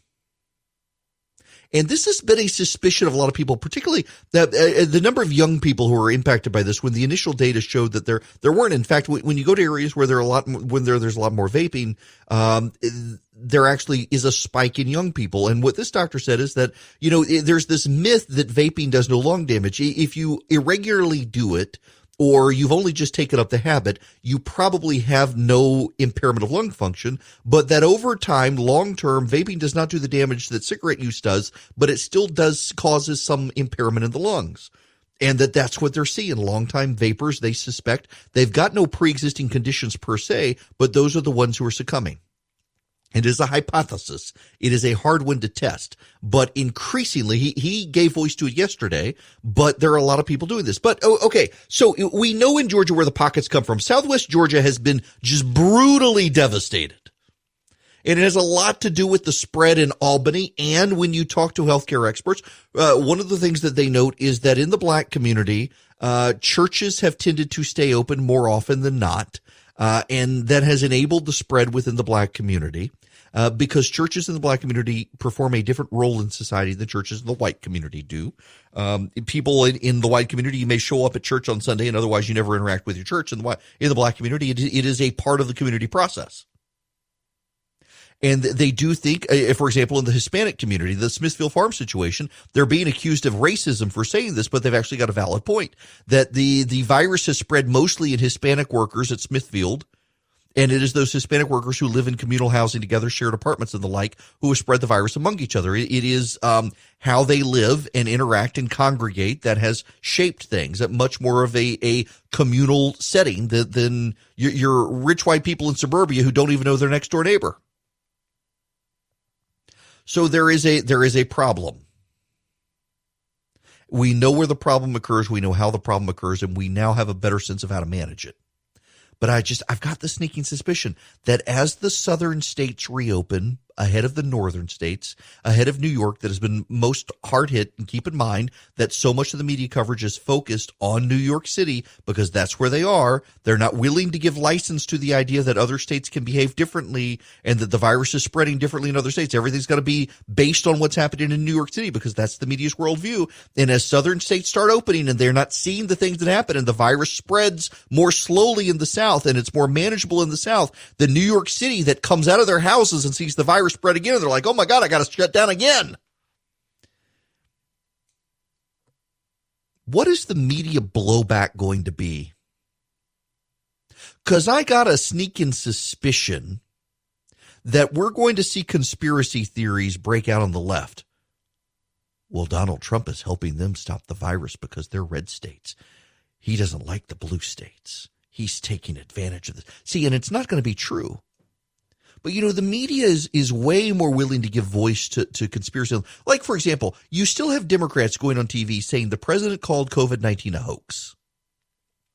He actually never did that, and I'm stunned by the number of people who believe that he said it was a hoax. No, what he actually said, if you roll the tape, what the president said is that the coverage and the Democratic reaction was a hoax. The coverage of it was a hoax. The virus was not a hoax. The coverage was a hoax. And he was pointing to the media saying he was doing nothing. He was asleep at the wheel. He didn't respond. That's what he meant by a hoax. You don't have to believe me. Go look up the video of what the president actually said. Put it in context. And in fact, there are some people, Jake Tapper and Wolf Blitzer on CNN and John King, the three of them on CNN, have repeatedly debunked the talking point. And that's good. They should. But you still see Democrats pushing this. And increasingly, we're seeing people walk away from the truth and believe the conspiracy theory. And the media is willing to push the conspiracy theory on the left in a way they would never do it on the right. And so when the southern states start opening, if warm weather helps contain the virus, you're not going to see the media focus on the warm weather. What you're going to see them do is say, oh, these are red states. These are Trump states. He must be giving them some level of help. How is it they're able to get through this and the Democratic states can't? How is this that the red states are fine? See, and this is the problem by treating the country as red state, blue state. The country is not red state, blue state. The country is 50 semi-sovereign entities that should be able to deal with things regionally within their own states or regionally in collaboration with other states. It doesn't need to be red versus blue all the time. It doesn't need to be Trump versus Biden or Trump versus Clinton or the Russians versus the Chinese. It can be Americans deciding things regionally, as we always have done, but the media has decided that it's one size fits all, that it's based on what's happening in New York City. Is it any wonder that so many people are so skeptical of what they're hearing on the press with this New York bias that we're seeing? The South is going to reopen first. If it's okay, you're going to get a lot of media jealousy out there. It's great to have a sponsor of the program that I don't even have to read a script for or anything. They send scripts, but I don't have to have one with Quip because Quip is my toothbrush. It's my wife's toothbrush. It's my daughter's toothbrush. It's now my son's toothbrush. We are a 100% Quip household in our family, and I will tell you why. Because with some of those vibrating fancy doodad toothbrushes, they're super expensive. You have to take a charger with you. They're hard to keep up with. The brush head size is so big and poorly designed, it doesn't fit in the back of your mouth, so you can't get the back of your mouth and the teeth clean. With the Quip, it is well designed. You can tell that it's designed by dentists and designers working collaboratively. It's a great toothbrush. If you don't know what the Quip is, it's a battery-powered toothbrush where every 3 months they send you a new brush head for just $5. So you brush head stays clean and in shape. You get a new battery. It's a AAA battery that it works with. And here's the cool thing. It vibrates, great to clean your teeth, and every 30 seconds it pulses so you know to change position in your mouth. And after 2 minutes, after you've got the dentist recommended 2-minute brushing, it turns itself off, so you don't have to worry about it. There's no fancy charger to carry around or keep up with. You just your toothbrush, and it comes with a great little travel pouch you can put it in. It's a great design toothbrush. I've used mine for so long. Every time I go to my orthodontist now, I have braces, and every time I go to my dentist, he wants to know if I'm using teeth whitener, and I'm not. I'm just using my Quip twice a day for 2 minutes, just like dentists recommend. It is fantastic. It is such a great design. Listen, this sponsor live read is taking longer than it should because I actually do really like my Quip toothbrush. It is the best toothbrush I've ever had, and I hope you'll agree. You can go to getquip.com/Erickson right now and get your first brush head refill pack for free with your Quip. That's right. Your first brush head refill pack is free if you go to getquip.com/Erickson. It's GetQuip.com/Erickson. It is the Good Habits Company, and it is a great toothbrush. Hello and welcome. It is Eric Erickson here. This hour of the program sponsored by Dynamic Money. You can go to dynamicmoney.com. Talk to Chris Burns. You need help with 401k, retirement planning, budgeting, family, household budgeting, all that stuff. He's helped us with it. He can help you too. Thanks to Dynamic Money for their sponsorship of this hour. Now, we need to discuss the Southern situation. And pulse oximetry, man, I got a lot of stuff, and I just keep and Kim Jong-un as well. Yes, Kim Jong-un. I like saying it that way. Kim Jong-un. He may be in critical. He may already have died weeks ago. We don't know. We're only just getting the reports of calamity in the Kim Jong-un household. We will see. It could be his wacko sister takes over in North Korea. But before I do that, Jeannie is on the phone, and I want to take her phone call because I wanted to talk about this first anyway. Welcome. Hey, Eric. Thank you for being a voice of reason in this time of calamity that we're going Well, I through. appreciate it. Yeah. I'm just curious to know, see if you have any insight as to why Macon thinks that their peak isn't going to arrive till the middle of May. Yeah, that's such a good question. In fact, my wife asked me that this morning when she saw the headline. In the Macon Telegraph here at WMAZ in Macon, I was saying that the Macon health officials think they're not going to hit their peak until May. Dr. Toomey talked a little bit about this at the press conference yesterday, and I am extrapolating from what she said. Again, I'm not an expert, but I try to listen to him. I'm extrapolating from what she said, that at this point, we know there are pockets of the state that are still going to see an increase even as the overall state numbers decline. What makes it different from a few weeks ago is that we have an idea of where those cases are going to come from, and that the hospitals are going to be able to manage those cases without being maxed out of hospital space. And as a result of that, we feel okay as long as everyone follows what the governor sets out, reopening the state, even though we're knowing. Now, what she said, and again, I'm in part extrapolating from this, is that we're no longer really at a point where we're worried so much about community spread per se, of you going to the grocery store and someone's going to give you the virus as they walk past you. What it is that there are nursing homes and elder care facilities where the virus continues to spread. And my sense from what she was saying, and this is where I'm extrapolating, my sense from what she is saying is that in a place like Bibb County and Middle Georgia, there are elder care facilities of various kinds where we haven't quite contained the virus, but we know that the surge that these areas are going to see comes from those places, and so we can focus on those places without the entire community still having to shelter in place. Does that make sense? Yes, it does. Okay, yes, that's my understanding of it. Didn't understand. Yeah, my wife had that concern as well. And, given my wife's situation, and thanks very much, Jeannie, for the phone call. Given my wife's situation, of course, with lung cancer, we, of course, are a high-risk household. We'll have to stay sheltered in place for a while. And my understanding from the experts, and again, the governor's going to join me at the bottom of the hour. I'm going to talk to him about that as well. So stick around for my conversation with the governor here at the bottom of the hour. My understanding is that there are parts of the state that are still seeing the increase in coronavirus, even as the state numbers decline.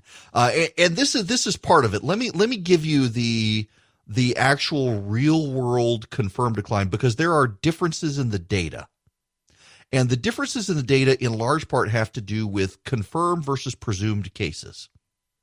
Here is the data. These are the daily new cases of confirmed COVID-19. April 14th, 779. April 15th, 590. April 16th, 506. April 17th, 296. April 18th, 106. April 19th, 28.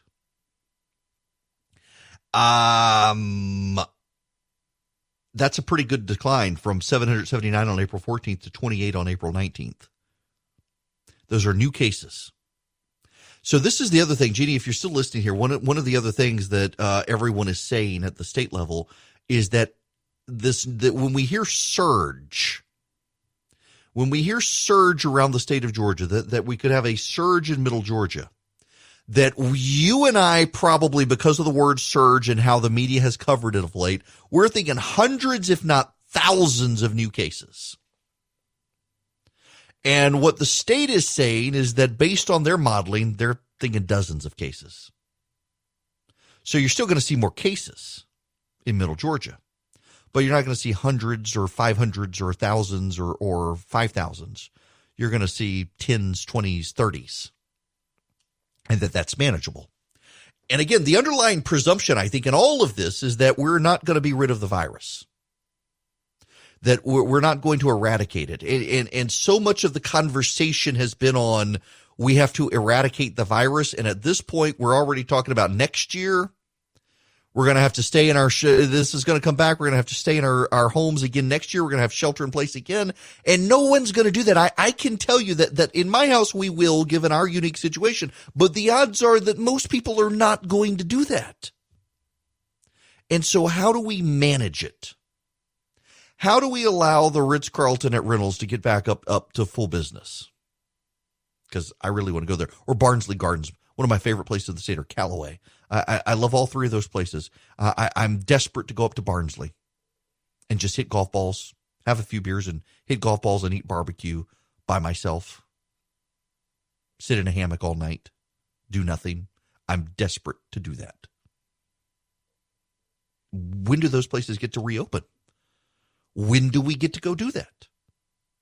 Are they going to have to get federal bailout money? And if the virus is going to have a second wave, do they have to do it again? Or is now the time, as the virus is receding and the warm summer months are coming, is now the time to begin plotting out strategies and putting in place protocols by which we can get back to business and come to terms with the virus? Part of that also involves our capacities internally to deal with the China situation and our outsourcing of so many things to China. The president was asked about that in his press conference. Here's what he had to say yesterday. This pandemic has reaffirmed the importance of keeping vital supply chains at home. We cannot outsource our independence. We cannot be reliant on foreign nations. I've been saying this for a long time. If we've learned one thing, it's let's do it here, let's build it here, let's make it here. We've got the greatest country in the world. We've got to start bringing our supply chains back. Somebody years ago got this crazy idea, let's build all over the place and let's have parts, let's have a screw for a car delivered and made in a country that's far away. And let's have a fender made someplace else, and let's do this and let's do that, and let's put it all together. And I like making it right. So, particularly on drugs, we got a problem. When so much of our medical supply is from China, we're going to have to address the China situation. And I'm going to say something controversial for some of you who are conservatives. I'm one, but I'm one who's okay with multilateral and global trade and free trade ambitions. We can't take on China by ourselves. We just can't. We're going to need to find a way to work with Australia and Great Britain and Italy and Germany and all these other countries that are mad as hell at China. And we're going to have to go to the World Trade Organization or act with multilateral capacity. And frankly, this is going to drive the Democrats insane. find a way to collaborate with the Russians against the Chinese. Because right now the Russians and the Chinese are talking, but there is a long, multi-hundred-year history of bad blood between the Russians and the Chinese. Can we find a way to work with Western powers and Russia against China to contain Chinese ambition or push back against them economically? We're going to need to do that. We're going to need to do that. We've got to find a way to do that. Now, I want to pivot a little bit and go back to some audio I've played earlier because I didn't play the full thing. And I need to apologize because it's painful to listen to. Yes, that's right. I'm talking about the Don Lemon audio from CNN. If you weren't here in the last hour, my producer has quit on me.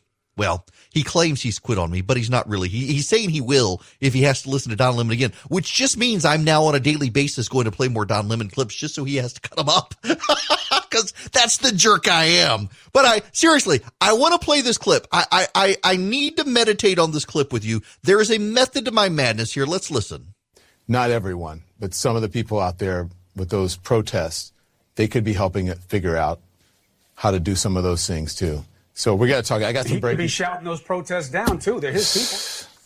Man. He could be saying, go home, don't do this. I don't want you doing this. You don't represent what I'm about. Do you really want to say that? You don't want me going there because it makes me so angry because every night when I leave this studio and when I come in, there's an army of people.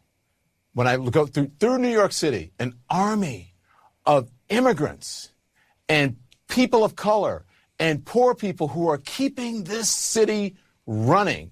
They are disinfecting offices. They are cleaning people. They are changing bedpans, and they are working. And those people are out there complaining because they don't have haircuts? Who the hell do you think you are? And if you're so upset about it, you should be mad at the president because he's the one that's supposed to help your small businesses. I understand that you're hurting. I understand that people are hurting. Yes, a lot of people are hurting. But there are people who are frontline workers who have to get out there. I did the color of COVID this weekend. Those people are at the grocery stores who didn't expect to have their lives be placed in danger because they have to work at the grocery store. They're driving buses, and you're protesting against. You're slapping the faces of the people who are the healthcare workers who put their lives on the line every day because you want a haircut, you want to go play golf. You're concerned about. Of course, you're concerned about your business. Tell the president that.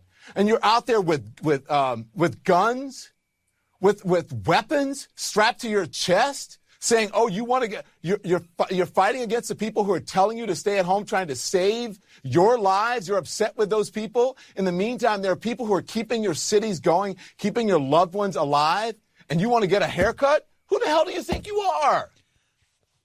Someone who wants out of their house, who has a small business that you don't know how to operate, and they do.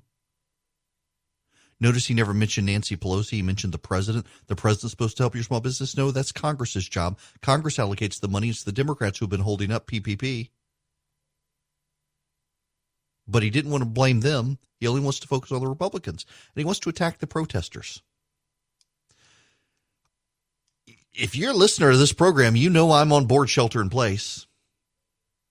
And I'm concerned about that we're opening too soon.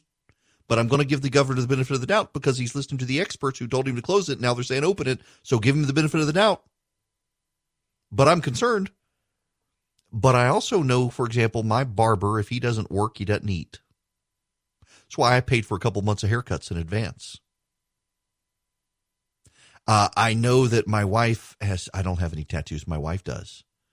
The tattoo artist she uses, he's a sole proprietor. If he can't be in there doing tattoos, how's he earning money?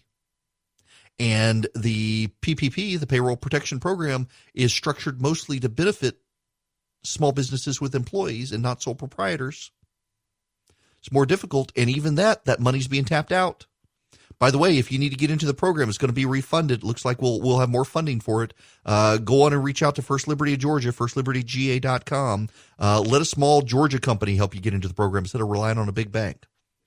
firstlibertyga.com. But does Don Lemon not realize that the people are protesting because they are suffering?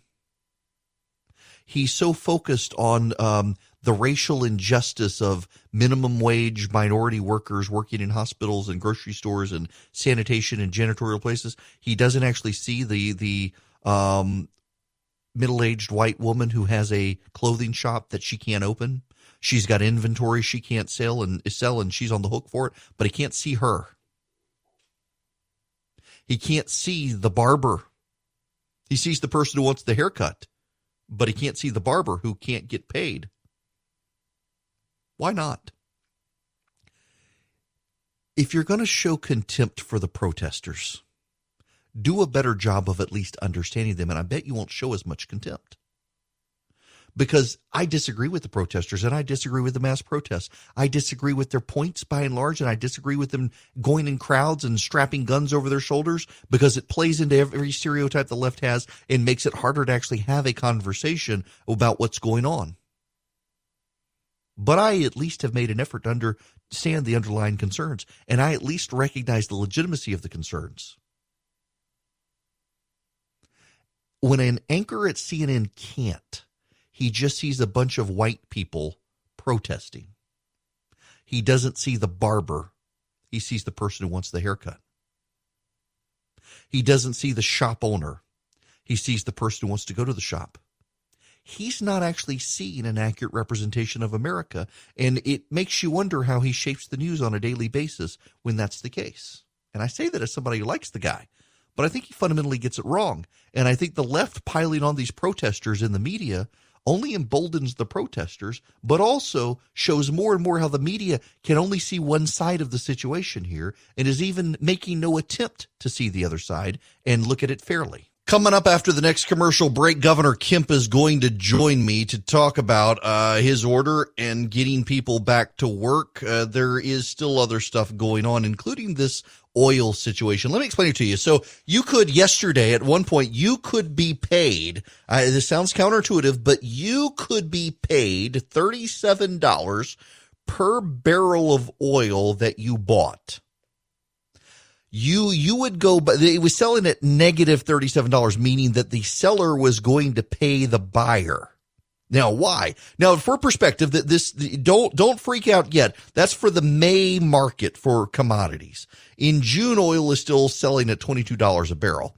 The problem is that there is no capacity left. The president is thinking of filling the Strategic Petroleum Reserve right now, which would actually be a good thing because the government could almost do it for nothing, and we got to refill the reserves. We haven't in a while. It would also help stabilize the oil market if the government did it at this point. That level of normally you don't want the government buying to refill the Strategic Petroleum Reserve because that causes the price to go up. But at this point, if it's a negative price, you do need the price to go up to stabilize the market. And the government buying to fill the reserves right now actually would not be a bad thing for the president to consider doing. And it looks like they may very well do that. And based on the record low price of oil that you've been seeing, it's at a level that's very interesting to a lot of people. We're filling up our national petroleum reserves, the strategic reserves, and we're looking to put as much as 75 million barrels into the reserves themselves. That would top it out.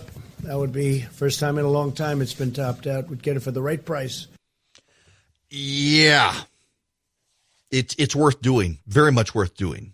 Now, the question is, what happens? Well, so here's the reason why it fell to negative $37. You have to, I actually had this explained to me by a commodities trader, you have to have the capacity to physically get the oil. Most of the oil is picked up in a place in Oklahoma and transported to your refineries or storage facilities. And the problem is there are no storage facilities other than the Strategic Petroleum Reserve with the capacity right now to hold the oil, because refining has slowed because people globally aren't purchasing cars or driving cars or trains or anything else. By the way, this is for those of you who think we're wrecking our economy. Just consider every country on planet Earth right now is in the same boat. The reason oil is at negative $37 is not because Americans aren't buying oil. It's because nobody is buying oil. One of the upsides, the silver lining in this, is that it's hurting Iran and Russia right now, which is actually not a bad thing. But there's no reason to freak out long term unless the situation changes for June. If you have 2 months of this, then it's a real concern. But 1 month of this, nobody's seen this before. It is a statistical anomaly, and it's not good. But it's also not absolutely devastating. Now, we may be in a situation of deflation. Even though the government is printing a bunch of money, we could essentially be in a situation where prices are starting to decline, and that gives us a depression. You know, a recession is when there's an economic slowdown, two quarters of negative growth. A depression is not just when you have negative growth, but also prices are declining. And we may be in a situation where we may be headed to that, but we're not there yet. And with states starting to reopen, we may not get there. And that's a good thing. It is a thing we should be mindful of. And we should be encouraging states to try to find ways to get back to work. I think that would be a good thing. Now, that being said, coming up, I'm going to talk to the governor about his plan. And I want to get a sense from him of what exactly is it going to take to get us back to business, and how is this going to be enforced to make sure people are minding what they need to do. Welcome back. It is Eric Erickson here, and joining me right now after the big press conference yesterday, the governor of the state of Georgia, Governor Kemp. How are you? Hey, morning, Eric. So I got all sorts of questions for you, and it's the one I'm getting the most overwhelming from people is, why is this the time to reopen? Well, I think, look, we continue to follow the science and the data, the advice of Dr. Toomey and, the folks that are battling this on the ground every day, but it's also on what we're seeing out there and talking with hospital CEOs. Our bed capacity is continuing to go down. We have the ability to handle, the so-called surge that we thought was going to be May 1st, that now the model has changed and said that the surge is actually behind us. We're certainly seeing that in places like Albany with the data that's been flattening. Our emergency room visits are down. Reports of flu-like illnesses is declining.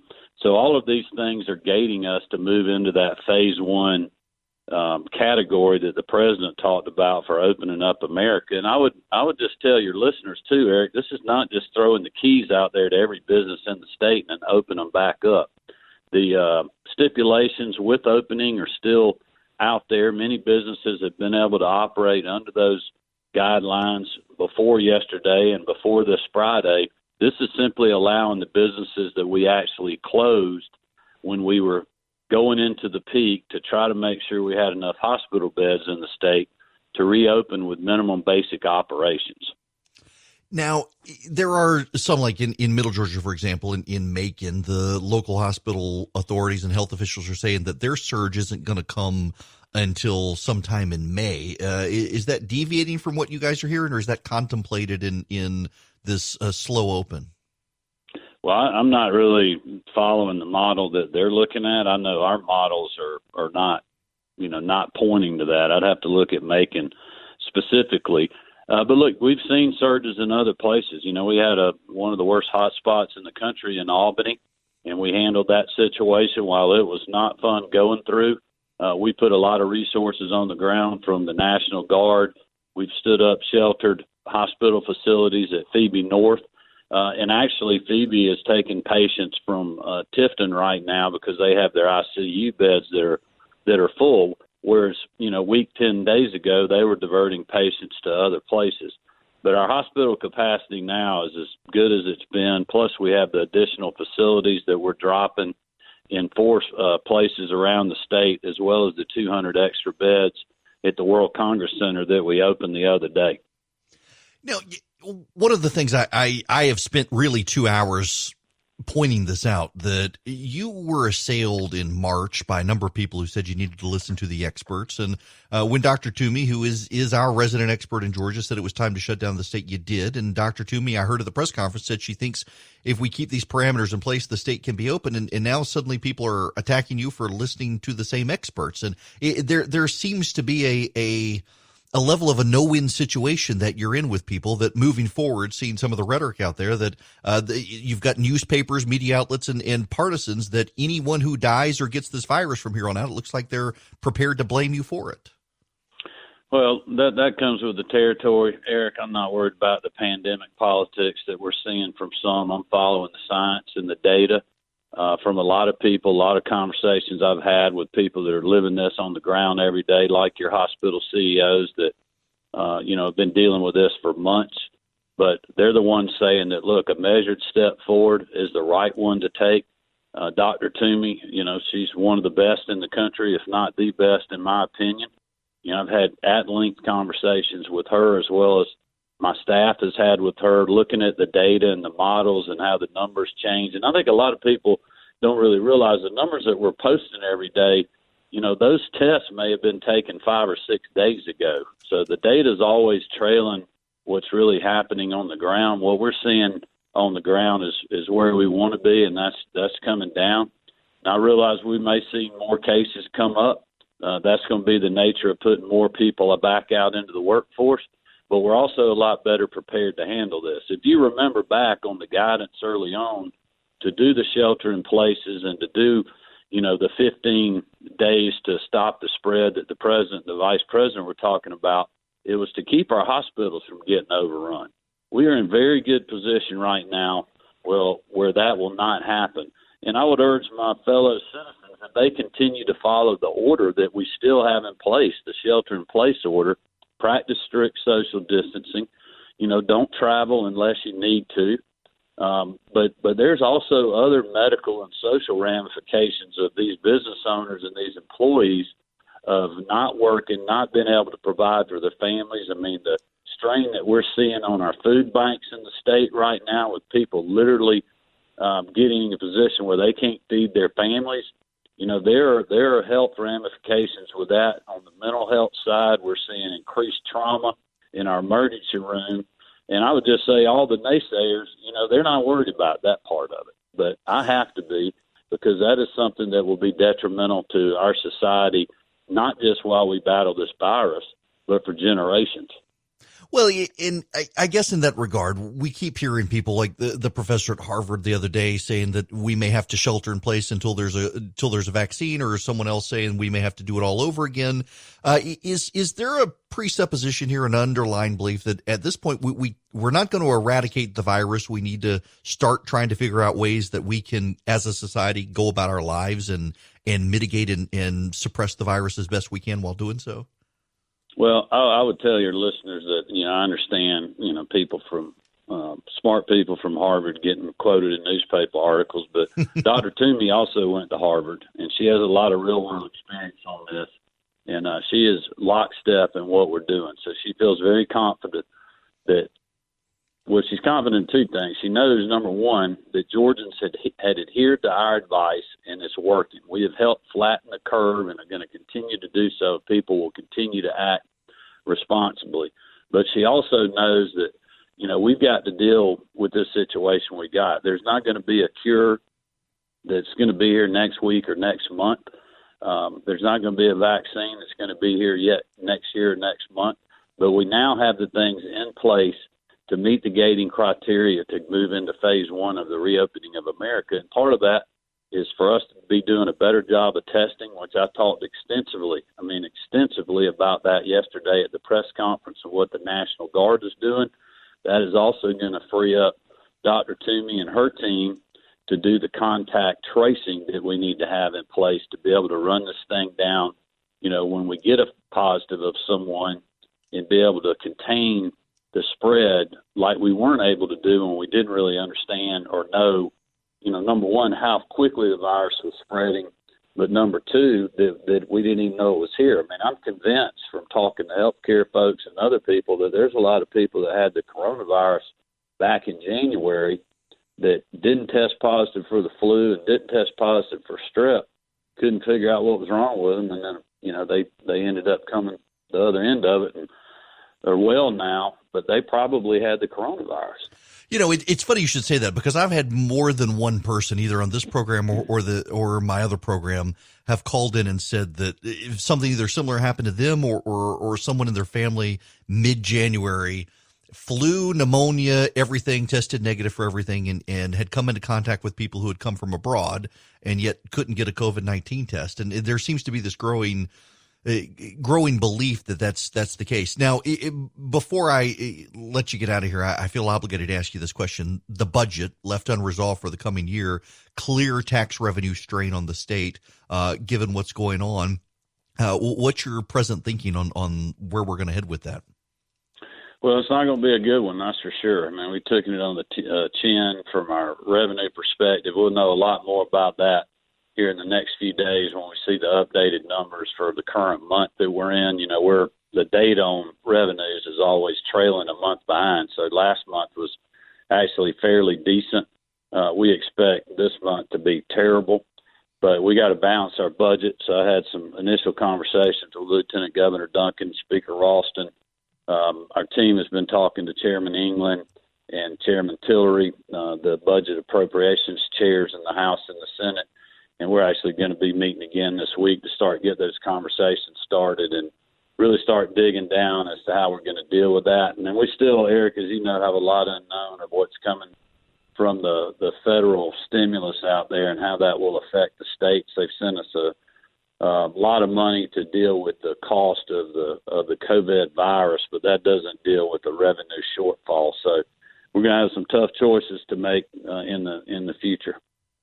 Well, listen, I'm glad you're there to make those tough choices. I've been telling everybody that who's been complaining about the steps you've been taking, think of the alternative. I'm glad you're the one there making these decisions. I appreciate your leadership on this and know it is no easy task. And thank you very much for spending some time with me this morning. Oh, great to be with you. And I would just end with, I mentioned yesterday, we did this on Monday. It doesn't go in effect till Friday. We're going to be putting out guidance and, a lot of public information in the next 2 or 3 days to continue to educate everybody on exactly what this means and how they're going to have to operate. And a lot of folks have overreacted too soon before even seeing, how folks are going to be dealing with this. We're having great conversations with the industry, and I think people are going to see the new norm, and it's going to be a good thing for our state. Well, let me just ask you real quick before you get off here then. One of the issues out there has been you've been very good, I think, with the shelter in place of not really cracking the whip on people, most people doing what they need to do. Will we see some level of enforcement for these businesses once they get back to make sure they're doing what they need to do? Yeah, we've been doing enforcement. I mean, we shut 2 businesses down yesterday that were operating in violation of the shelter in place. That is not what we want to do. What we've been doing is helping educate the public and help educate businesses on if they can be open, how they have to operate under the guidelines, or if they're out on a beach that they can't, stick a cooler and a umbrella in the ground. They got to go out there and take a walk or take the dog out or let the kids run around for a little bit and social distance themselves. So we'll continue to do that. I don't want to have to go around and write a bunch of tickets or, start arresting people.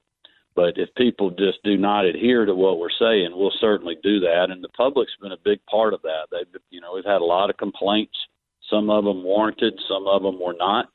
And we'll continue to do enforcement as needed so that people comply with the orders, because they are to keep our people safe, and they do work. And that's just, how we're going to deal with it.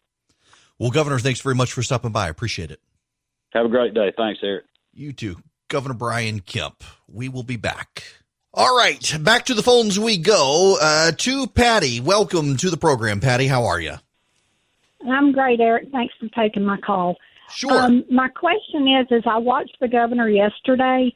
He did not specifically say that dental practices could reopen, and I'm already starting to see online multiple offices saying, we're taking appointments, call us.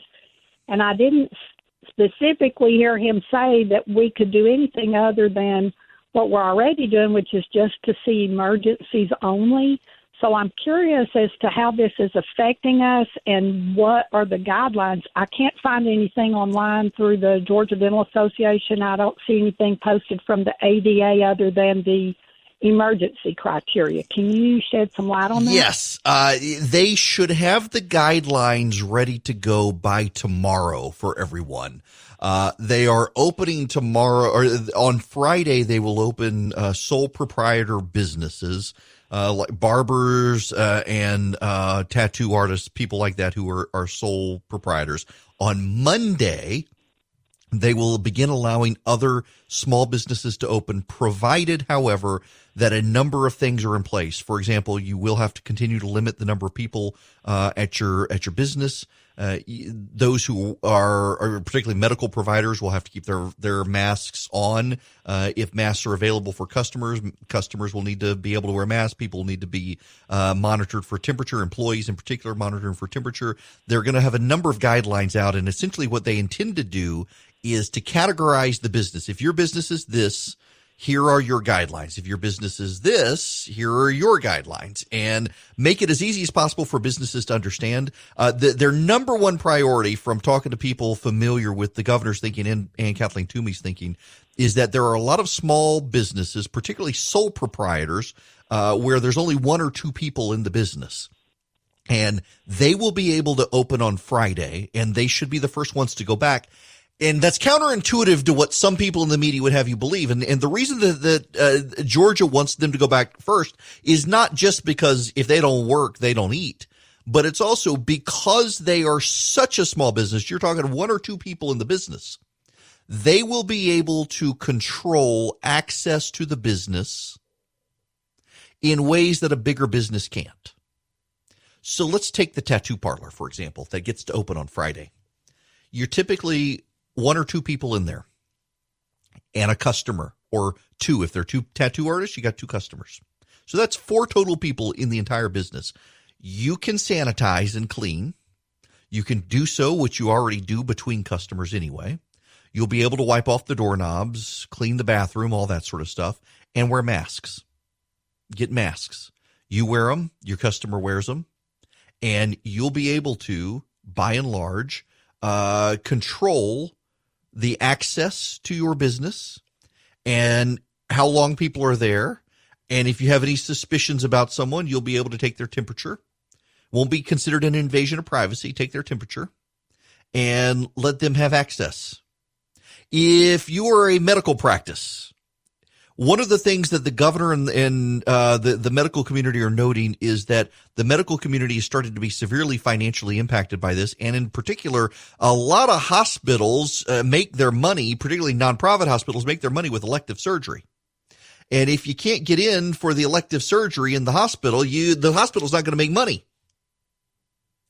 And so they got to figure out a way to get that going again. So what are they going to do there? Well, if you've got a small business and you are a doctor's office, you're going to have to spread out your appointments so people can come in, but be spread out. You're going to have to sanitize the office. You're going to have to be wiping down the waiting room, wiping down the door handles, getting people to wear masks. If you're a dentist's office, you're going to be wearing the mask when they're opening their mouth, breathing on you. And you're going to have to be comfortable with the risk. Your employees are going to have to be comfortable with the risk as well.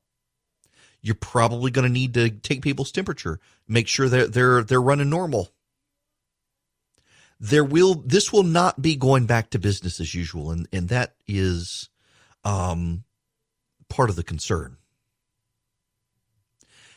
You will not be able to go back to business anytime soon in the way you were conducting business before the virus. There is a concern, and you heard the governor voice it in my conversation with him, that the virus is here to stay at this point.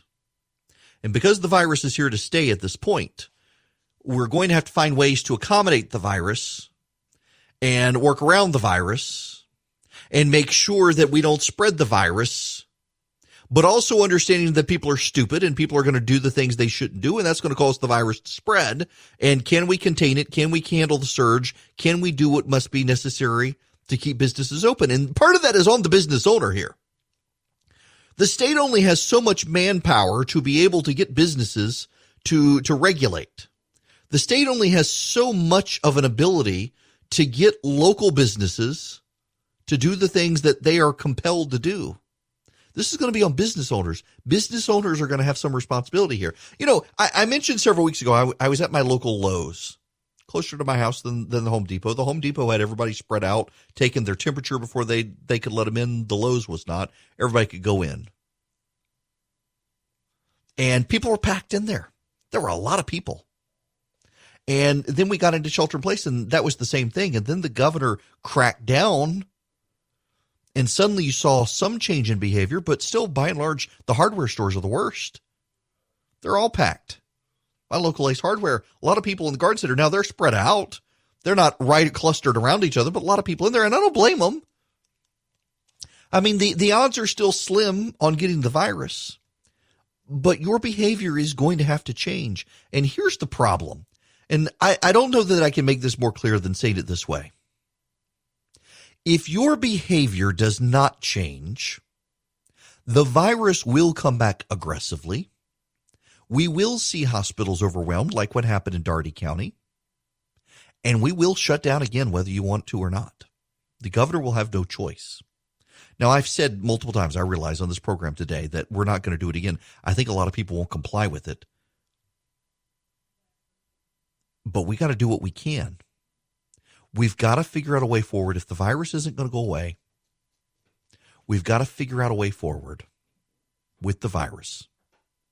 Part of that involves gyms, for example. You're going to have to, if you're a gym owner, you're going to be having employees or yourself scrubbing floors and wiping down equipment constantly. You're going to be making your gym owners, you're going to have wipes out. You're going to have wipes out for the gym members to be wiping down equipment. Let them bring their own wipes. Let them bring their own towels, things like that. You're going to have to change the way you've done business if you want to go back to business. But it's time for us to try. In the post-pandemic world, let's figure out a path forward if we can. The governor of Georgia is leading the way.